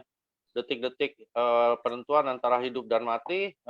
Aku udah bilang Pak Andreas boleh diberikan lewat NGT ya, nasogastric tube. Jadi dia ini diet, terus mungkin karena diet ketat keton langsung pecah pembuluh darah otak atau gimana, nggak sadar masuk ICU, dokter udah lepas tangan. Jadi detik-detik itu aku bilang minta tanda tangan surat legal dulu di meterai supaya keluarganya nggak nuntut. Iya dokter. Udah tuh Pak Andreas sampai jam 3, jam 4 pagi kalau nggak salah masih WA. Terus dia kasih tanpa pakai surat itu. Sebenarnya gue mau marah juga sama dia tuh. Cuman dikasih, nggak banyak lagi, cuman berapa saset loh itu karena orangnya nggak mampu. Dikasih kalau nggak salah total masuk 8 atau 12 saset, orangnya sampai hari ini hidup lagi. Itu pengalaman, itu buat aku itu mukjizat. Tapi di situ juga aku lihat kenapa aku berani detik-detik terakhir itu karena SOP itu semuanya by data, ada paten, jadi nggak usah takut, nggak mungkin ada apa-apa. Asal keluarganya, biasanya aku minta supaya bikin suatu surat legalitas. Cuman Pak Andreas waktu itu agak nekat dan mungkin Tuhan emang jadikan dia salah satu penyambung nyawa ya untuk Joshua, akhirnya Pak Joshua-nya hidup lagi. Terus Ibu Yenti, waktu sebelum ini jauh ya, ini ketemu di Bangka, itu kesannya dalam buat aku, itu stadium 5 gagal ginjal. Aku nggak percaya, karena waktu itu aku baru di AFC. Jadi ketemu gitu, dia cerita minum apa SOP terus bisa sembuh, hemodialisa yang tadinya dari Senin sampai Jumat kalau nggak salah aku, dia kasih datanya sama aku tuh, Senin sampai Jumat, cuci darah, Sabtu Minggu enggak karena harus ke gereja dan rumah sakitnya tutup. Jadi aku lihat, nggak mungkin lah gitu ya. Tapi setelah dia tunjukin data-datanya, oh ya aku bilang gila juga nih. Nah, Ibu Yanti yang di Pangkal Pinang tuh sampai hari ini masih hidup. Jadi stadium 5 ya kalau di kedokteran itu tinggal kayak nunggu antrian nonton bioskop teman-teman ya. Jadi siapapun bisa duluan mati. Nah, ini Ibu Yanti itu masih hidup. Itu yang spektakuler aku lihat. Pak Yan yang kena stroke itu aku lihat luar biasa juga walaupun tapi aku nggak ngalamin sendiri. Nah, pasien-pasien yang di praktekku itu sebenarnya spektakuler, cuman aku nggak berani jadiin testimoni karena aku sama Pak Niko emang nggak hobi jual testimoni ya. Benar. Nah, cuman ini cerita aja. Aku punya satu pasien, tapi pasien lu banyak kan ginjal nih. Nah, stroke cuma satu. Pasien yang ginjal aku ada 2, satu di ICU, satu enggak. Itu yang di ICU, minum malam ini, besoknya pulang. Pulang maksudnya sehat, bukan pulang dalam keranda. Nah, jadi benar-benar dia sehat gitu. Cuman sayangnya habis sehat nggak mau beli lagi sampai sekarang. Jadi nggak mau. Soalnya orang daerah biasa gitu ya. Jadi Iya orang daerah dia mahal dokter katanya sudah sembuh, laki aku udah usah lagi lah. Nah, aduh aku bilang sial juga nih, maksudnya gue kasihnya dosis rendah dulu nih. Nah, yang kedua stroke, itu benar-benar stroke, aku benar-benar nggak percaya. Dulu kan aku pernah kirim tuh nih filmnya, datang 2 bulan nggak bisa bangun, jadi dibawa ke rumah, kaki yang sebelah kanannya loyo. Terus aku kasih duitnya cuma ada berapa ya? Kalau nggak salah 700 atau 800.000. Dulu kan masih 1490 harganya. Akhirnya beli setengah box. Terus barang juga waktu itu inden, nggak mungkin aku kasih semua. Jadi aku minum sebagian, dia minum. Itu belum habis setengah box sampai sekarang jalan dan tapi sayangnya itu lagi nggak beli lagi jalan. Jadi ada hal-hal yang memang aku lihat, ini gila ya, kok bisa kayak gitu. Tapi karena aku udah belajar uji klinis, paten dan sebagainya, jadi aku pede aja ya. Nah, testimoni adalah kayak Niko bilang pengalaman baik ya teman-teman, tapi jangan dijual untuk menjadi suatu paten, beda ya. Jadi paten adalah sesuatu yang pasti terjadi. Nah, kalau yang namanya testimoni itu pengalaman indah yang terjadi pada seseorang ketika dia konsumsi produk kita. Ntar ya aku pindah dulu karena baterainya mau habis. Ntar. Gitu, Nick. Ya. Jadi gini teman-teman, kenapa saya tanya pertanyaan ini? Karena Anda semua harus sadar, Anda semua ikut dalam bagian seperti ini loh teman-teman. Mungkin ada orang di luar sana yang udah putus harapan, yang udah segala obat masuk, semuanya dia udah coba, dan mungkin karena Anda, ini karena Anda loh teman-teman, mereka bisa jadi lebih baik. Saya nggak bilang sembuh. Mereka bisa jadi lebih baik. Nah, itulah yang saya bilang ke teman-teman. Inilah bisnis yang benar-benar indah. Karena selain Anda dapat penghasilan di sini, as a bonus, tapi the real yang Anda lakukan adalah benar-benar bantu orang. Nah, inilah yang maksudnya saya selalu tanya ke orang, ada nggak sih Anda yang merasa gitu? Mungkin kalau itu tadi cerita, dia cerita aja. Tapi kita, karena dia nggak merasa, mungkin dia merasa tapi nggak ini. Tapi Anda harus tahu, teman-teman, Anda adalah bagian yang bantu orang itu semua. Dan itu sangat luar biasa berkatnya nanti. Anda percaya apa yang Anda tanam, suatu hari Anda akan tuai. Percaya deh sama saya. Apa yang Anda tanam kebaikan, akan jadi kebaikan buat Anda selanjutnya.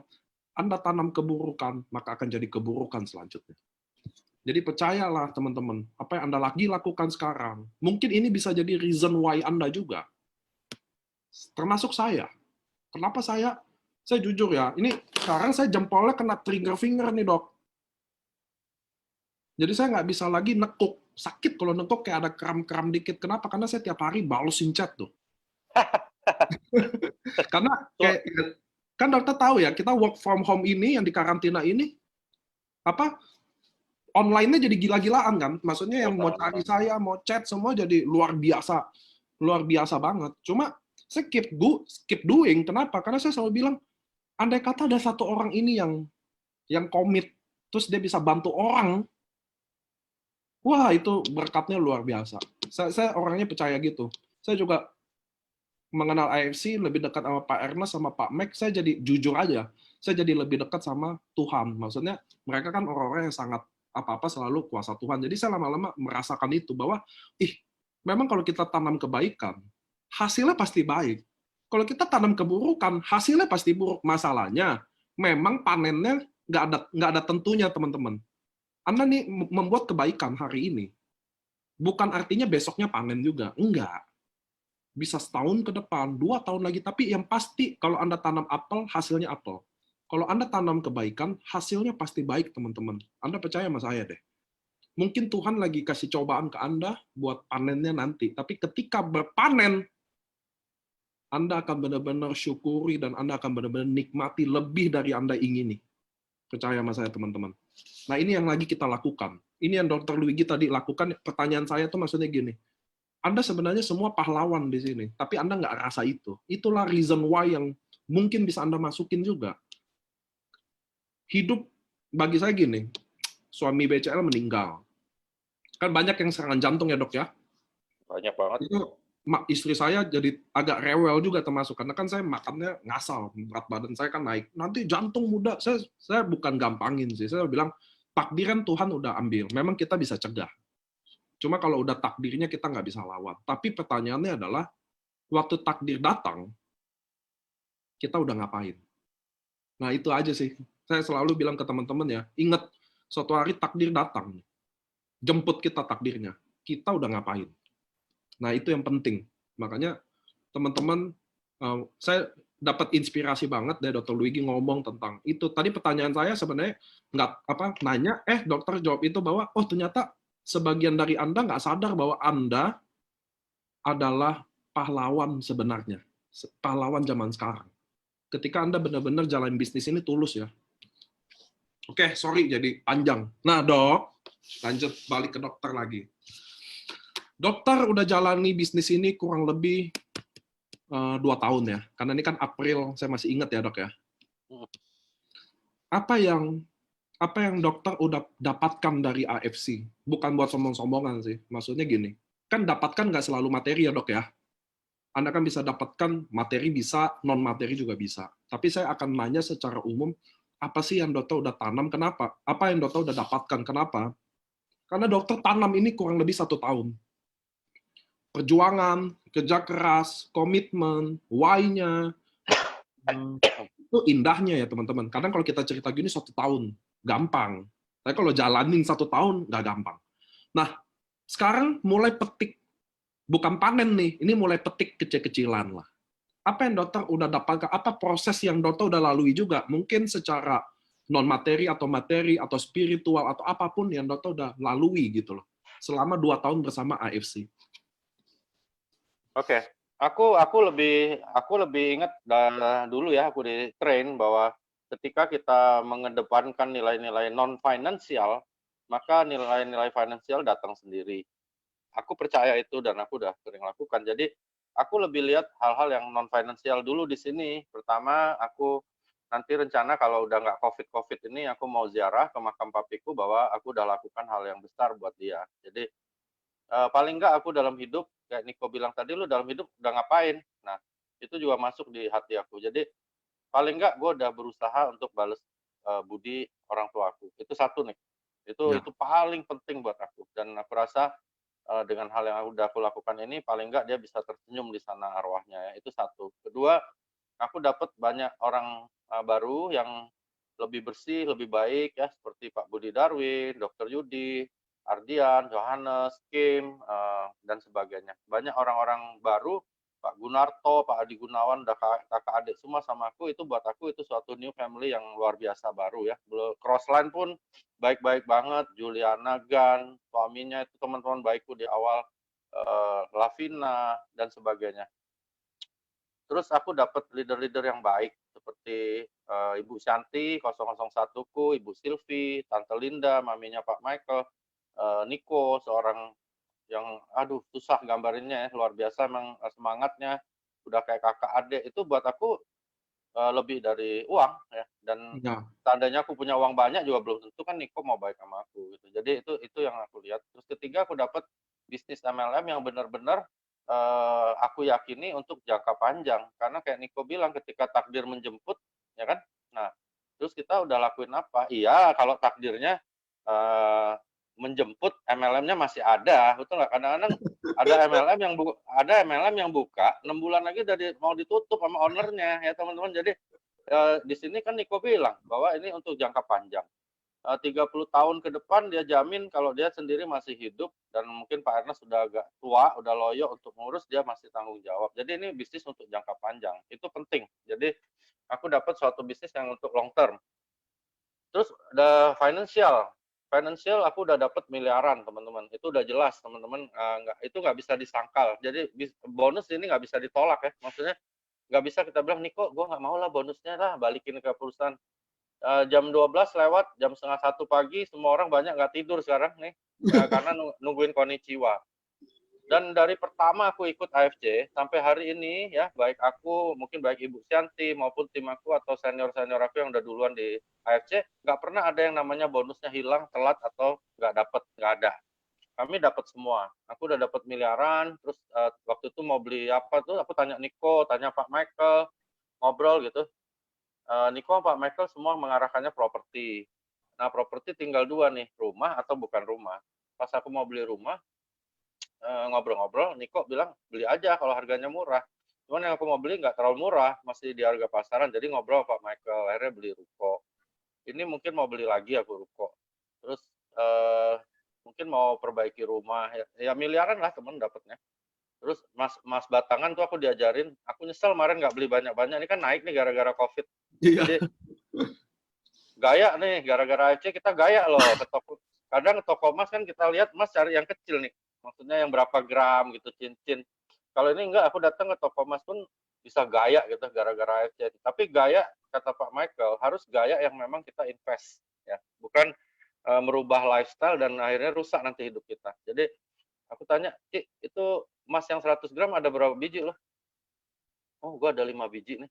Maksudnya kalau biasa kan kita cuma nanya doang, habis itu kan pulang, nggak beli, teman-teman.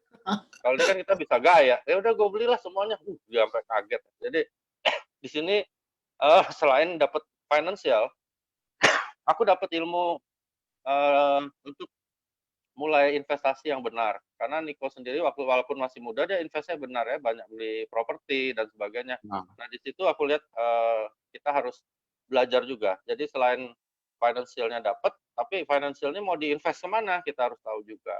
Nah, terus yang terakhir ya aku dapat, eee, uang yang kayak tisu kalau Pak Gunarto sama Pak Adi Gunawan bilang. Jadi diambil, besok udah datang lagi, diambil sampai kesel ngeliatnya kan. Ini ambil, masuk lagi. Nah, kalau ngeliat tisu kita kesel, kalau ngeliat bonus kan nggak kesel.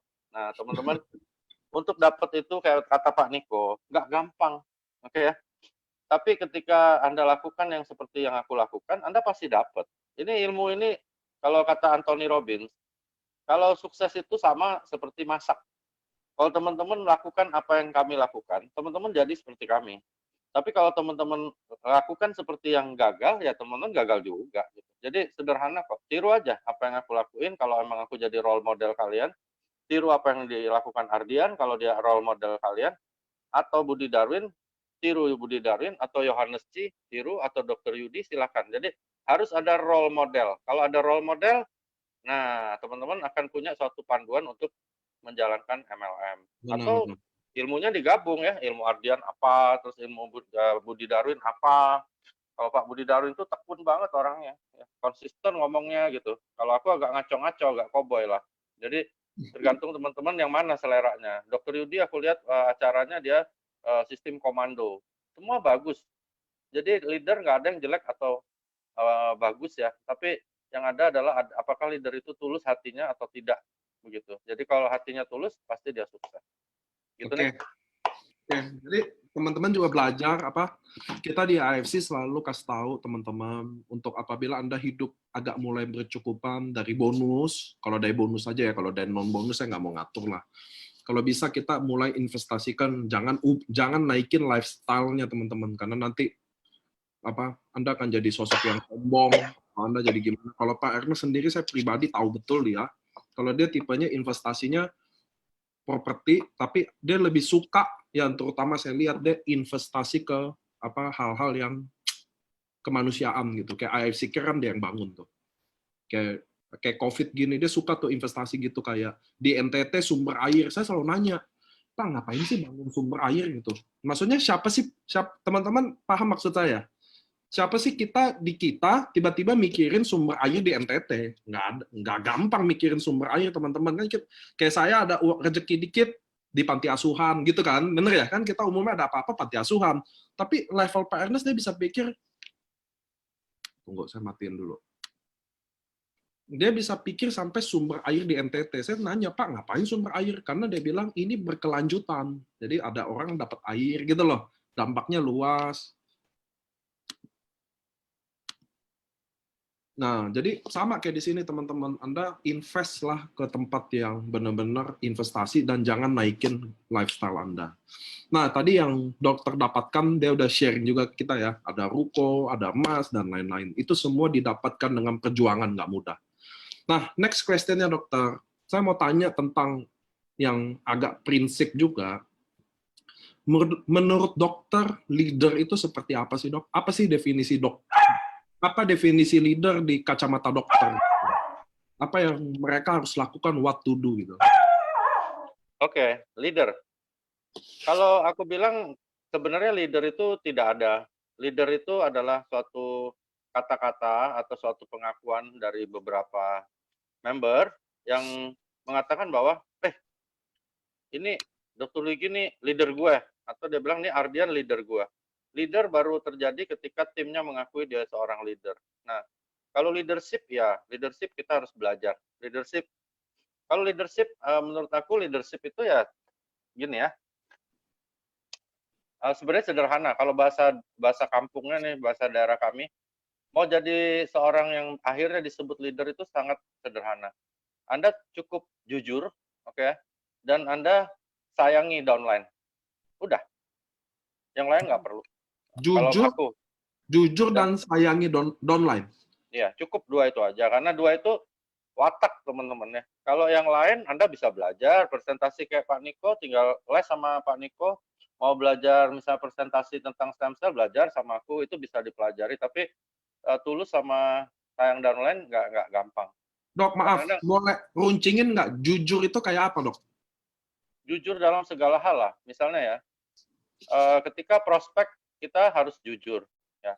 Cerita sama orang kita harus jujur. Aku kalau prospek, aku selalu terbuka. Maksudnya, aku bicara, kalau aku prospek teman-teman, tujuan aku adalah membuat orang itu tertarik sama aku. Dalam arti yang positif ya. Jadi, maksudnya aku pengen dia tertarik sama aku. Jadi aku harus jujur. Kenapa jujur?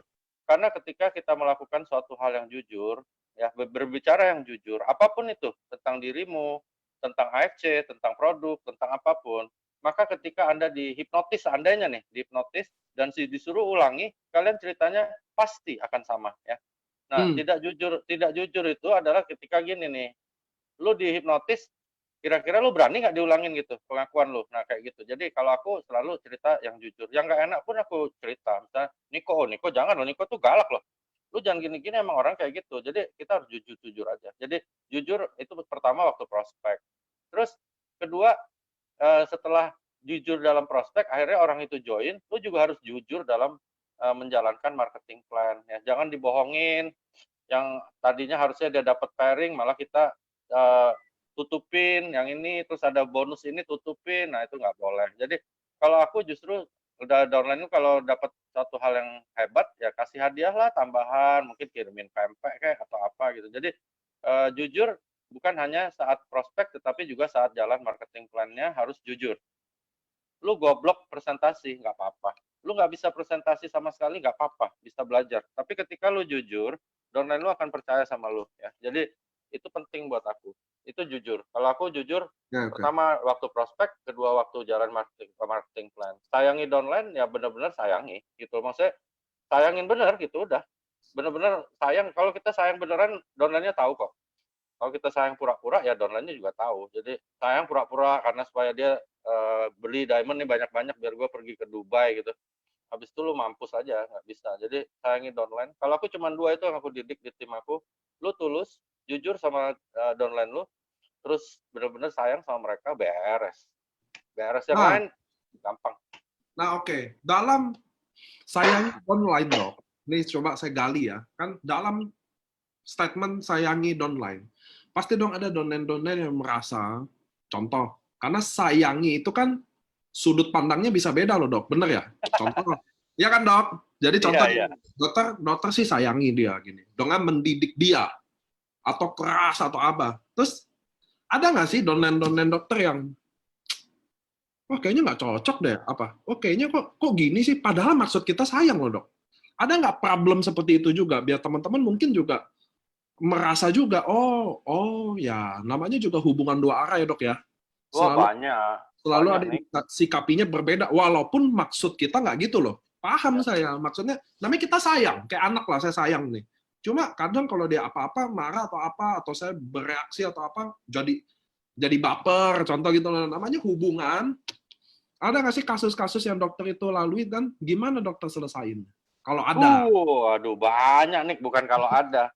Banyak lah yang kurang ajar. Tapi kalau yang kurang ajar, bandel itu biasa. Jadi teman-teman kalau aku biasanya lihat karakter ya. Kalau teman-teman ketemu misalnya sama kucing ya kita meowing gitu ya. Jadi ketemu sama anjing ya kita barking, something like that. Jadi nggak semua orang kita sayangi dengan cara yang sama. Jadi cara menegur juga beda-beda. Nah, kadang-kadang aku mohon maaf, kadang bicaraku pribadi aja kan suka keras karena memang hidupku dari kecil udah keras, teman-teman. Aku SMA udah tinggal sendiri, jadi aku biasa keras ya. Tapi aku tidak pernah berpikir jahat atau jelek pada kalian ya. Aku sayang sama kalian semuanya. Jadi mau yang cross line, downline atau siapapun aku nggak peduli. Nah, cuman kadang-kadang keras itu harus pada titik-titik tertentu ya. Jadi sayang itu Nick benar juga kadang-kadang kita juga harus keras karena kita tahu nih orang sudah dalam bahaya ya. Dan lalu teman-teman seperti aku bilang tadi, jangan selalu berpikir apa keuntungannya downline, apa keuntungannya upline.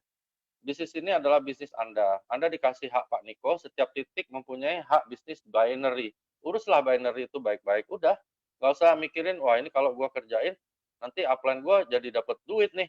Nah, gitu. Ada yang kayak gitu. Dok, ini kalau aku kesini nanti upline-nya dapat duit dong. Aku bilang, ya jelas dok. Kalau upline lu gak dapat duit, ya dia gua kerjaan bisnisnya kayak baik banget. Jadi kita di sini harus memang memikirkan gini. Kalau aku memikirkan orang yang join di bawah aku dia percaya sama aku. Jadi aku harus urusin.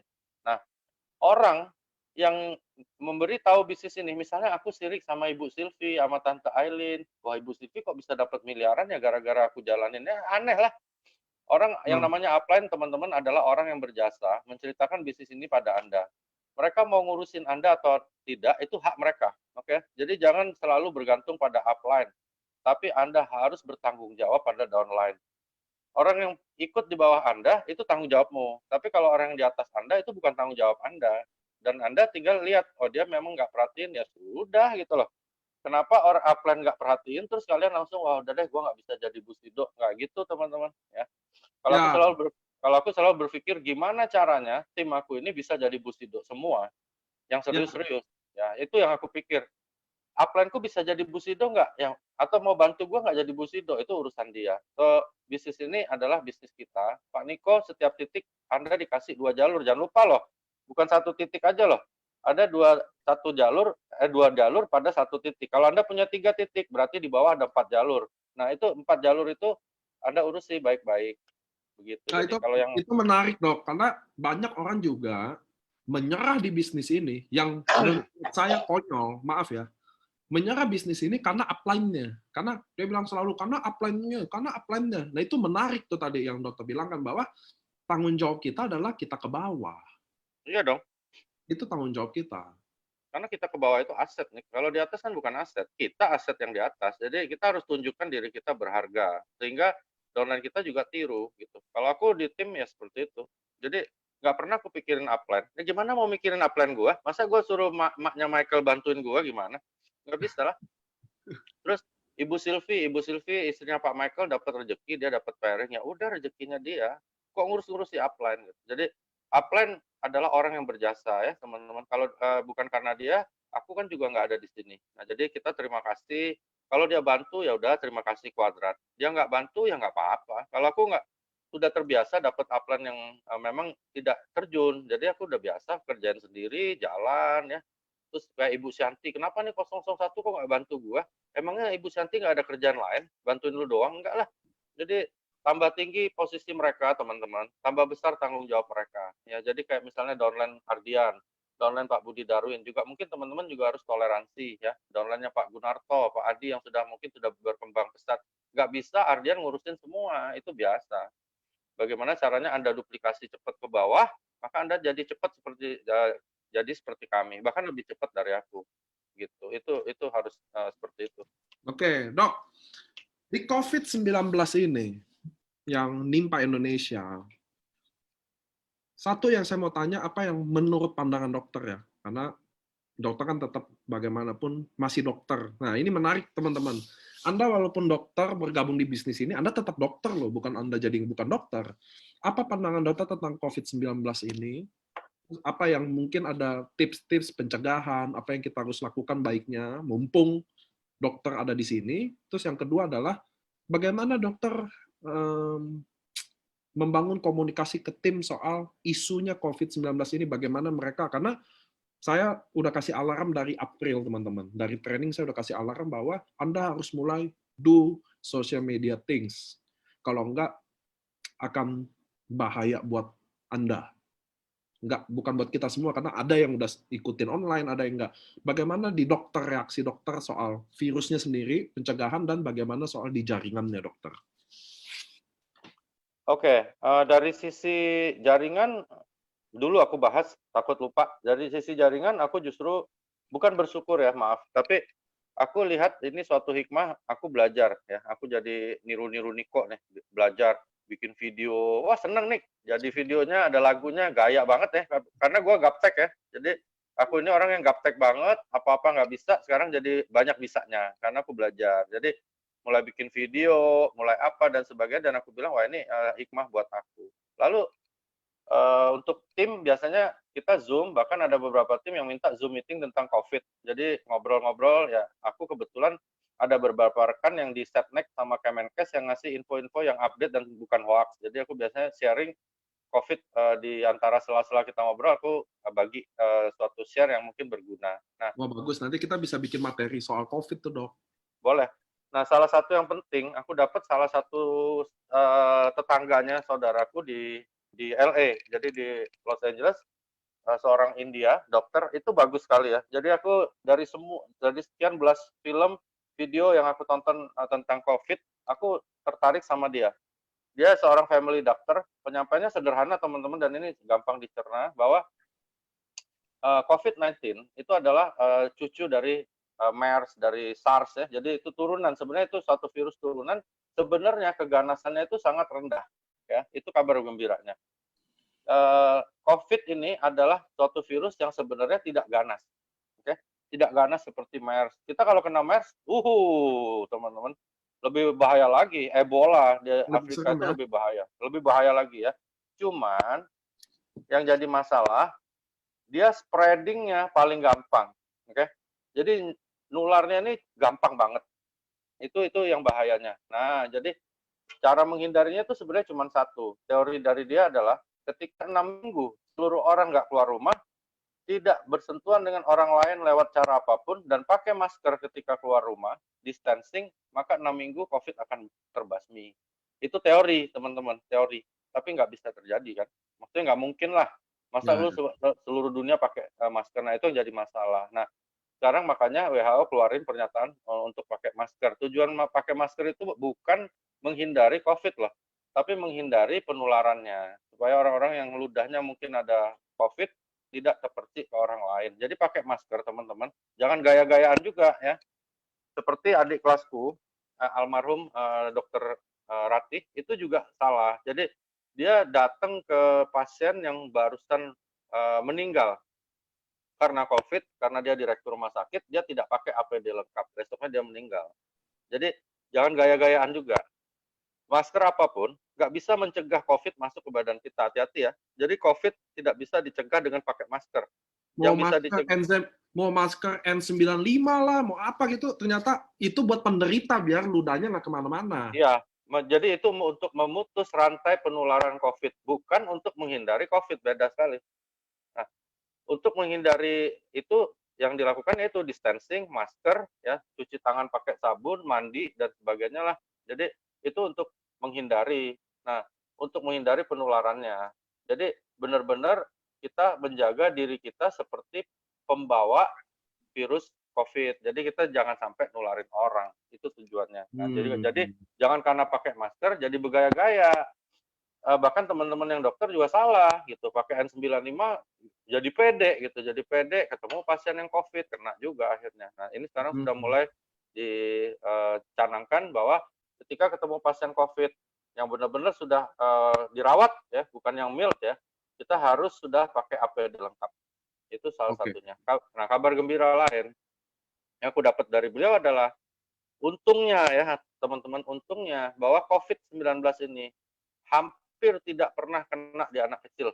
Itu aja. Oh ya? Iya, iya, iya. Mana ada? Emang Niko pernah lihat kasusnya? Nggak ada hampir kan? Anak kecil tuh Jadi maksudnya? tuh nggak tahu kenapa, Niko. Jadi setiap penyakit itu ada spesifikasi. Jadi nggak tahu kenapa memang agak nggak suka sama anak kecil. Oke. Untungnya ya, untungnya. Nah, dia sangat suka pada orang-orang yang ini penyakit penyertanya ada DM, hipertensi. Hati-hati ya teman-teman kalau ada DM, hati-hati. Kami atau orang lain yang kena mungkin nggak apa-apa. Ya. Tapi kalau orang DM kena, walaupun cuma ringan aja, dia bisa meninggal dunia. Hati-hati ya. DM, hipertensi, apalagi yang autoimun, hati-hati. Jadi yang ada penyakit penyerta yang bersifat degeneratif itu berbahaya sekali. Tapi kalau yang lebih berbahaya adalah udah ada penyakit penyerta usia di atas 60 tahun. Udah dibasmi sama COVID. Jadi Oke. orang bilang ini kayak pembasmi orang-orang manula, bahasa jahatnya di kedokteran. Oke. Gitu nih. Oke, Dok, saya mau udah di penghujung kali, kita ngobrol kurang lebih hampir 1,5 jam lebih, udah mau 2 jam. Saya mau, mungkin dokter ada nggak sih kalimat atau bukan satu dua patah kata sih, atau ada statement nggak sih buat teman-teman hari ini yang dengerin kita? Ini ada 350 orang dan ada berapa ratus orang di Facebook yang lagi live. Ada nggak sih yang dokter pengen kasih tahu ke mereka juga, dan selain ke dia juga pribadi atau specifically, jadi ada dua, untuk donen-donen dokter yang lagi nonton juga. Gitu. Oke. Aku pernah dapat suatu kalimat yang aku pakai sampai sekarang. Jadi kalimat itu pakai bahasa Inggris begini, teman-teman. Yang pertama adalah fights for what you are really want. Jadi benar-benar kalian bertempur lah untuk dapat apa yang benar-benar kalian inginkan, atau fights against what you don't really want later. Jadi sekarang lu berjuanglah habis-habisan untuk apa yang benar-benar kalian inginkan, ya. Mau rumah, ruko, mau kaya, mau punya penghasilan ratusan juta, ini saatnya. Bersama AFC pasti bisa, karena di tempat lain nggak bisa, teman-teman. Aku udah coba. Atau teman-teman santai-santai aja, nyantai, tidur-tidur, ya kan, rokokan, main, dan sebagainya. Dan nanti udah tua, kena sakit yang enggak, kalian harus bertempur juga sama keadaan itu. Aku selalu seperti itu pemikirannya. Jadi aku setiap hari seperti itu. Karena besok aku lebih tua lagi, besok lebih tua lagi, umurku juga berkurang ya. Ajal kan nggak bisa dielak. Jadi itu satu kalimatnya. Yang kedua adalah teman-teman bukan berlomba sama aku, bukan berlomba sama Budi Darwin atau Ardian dan sebagainya, tapi kalian berlomba sama ajal kalian. Ajal adalah sesuatu yang pasti datang dan nangkep kalian, nggak bisa ngelak. Makanya kayak Niko bilang, lu hidup udah ngapain aja. Jadi kalau aku bilang sama timku berlomba dengan ajal. Oke? Ya, itu untuk aku cuma 2 kalimat itu yang selalu aku tanam dan aku paksa diri aku untuk bangkit. Untuk tim-tim aku, terutama yang mungkin yang sudah berprestasi puncak seperti Pak Budi Darwin, aku tentunya ucapan selamat, Yohanes, terus Dr. Yudi, Ardian yang sudah duluan juga jadi daimyo, luar biasa ya, aku bangga banget sama kalian. Terus yang mungkin belum ya, atau yang belum berprestasi, ya tinggal apa yang disampaikan oleh aku maupun beberapa leader lain dalam acara Zoom ini bisa direkam dan dijadikan pedoman untuk dilaksanakan ya. Ingat jangan selalu berpikir tentang upline, tentang downline ya. Karena itu adalah suatu momentum. Kalian masuk ya kalian jadi upline. Kalian momentum berarti kalian jadi downline. Urusilah jaringan yang di bawah dengan baik. Terus untuk Pak Gunarto, Pak Adi Gunawan yang sedang berjuang, aku tahu kondisinya tidak gampang karena lagi terbakar, ada COVID ya. Jadi menurut aku ini saatnya kita buktikan bahwa kemampuan kita bukan hanya offline gitu, tapi juga bisa online. Jadi kemampuan itu harus diasah dan aku justru banyak belajar ya sama Pak Niko, Angga kadang-kadang terima kasih, terus Pak Gunarto sendiri, terus kadang-kadang Pak Yohanes Ci, jadi aku kadang-kadang nanya nggak ngerti, aku tanya lah, namanya gue gaptek gitu. Jadi jangan malu untuk belajar, jangan malu untuk belajar. Dan salut aku terutama buat Udin ya, kata teman-teman, itu supir taksi yang di Semarang, gembel banget, sekarang udah, wah luar biasa, aku benar-benar terinspirasi besar sama dia. Juga Sigit, timku yang di mana nih, di Tugu Mulyo ya, di Tugu Mulyo itu luar biasa ya, orang-orang seperti itu jadi inspirasi buat aku karena zona nyaman mereka memang benar-benar nggak ada ya. Makanya teman-teman keluarlah dari zona nyaman. Nah, terakhir teman-teman, ada yang banyak tanya nih ke aku, Japri, bagaimana sih caranya mencapai impian? Aku gini, teman-teman. Satu, aku selalu ceritakan impian aku pada orang yang paling membenci aku. Itu udah kebiasaan di diriku ya. Jadi aku selalu sampaikan impianku pada orang yang paling benci sama aku. Karena itu aku keluarkan diriku dari zona nyaman ya. Karena kalau sampai gagal teman-teman, waduh bisa hancur nama aku, dijelekkan sama dia. Jadi jangan cerita impian sama orang yang sayang dengan kita karena banyak excuse ya. Cerita sama Niko ya, Niko bilang udah sabarlah Dokter Luigi lagi COVID, rajin berdoa, pasti dong, nggak mungkin Niko bilang, oh anjing lu Dokter Luigi, goblok lu kok nggak bisa lu jadi daimyo, nggak mungkin ya. Jadi kalau aku biasakan itu teman-teman, cerita sama orang yang paling benci sama Anda. Kedua, tentukan tanggal, bulan, tahunnya. Terus ketiga, tentukan hukumannya kalau nggak dapat. Itu aja teman-teman, mudah-mudahan apa yang aku sampaikan bisa berguna.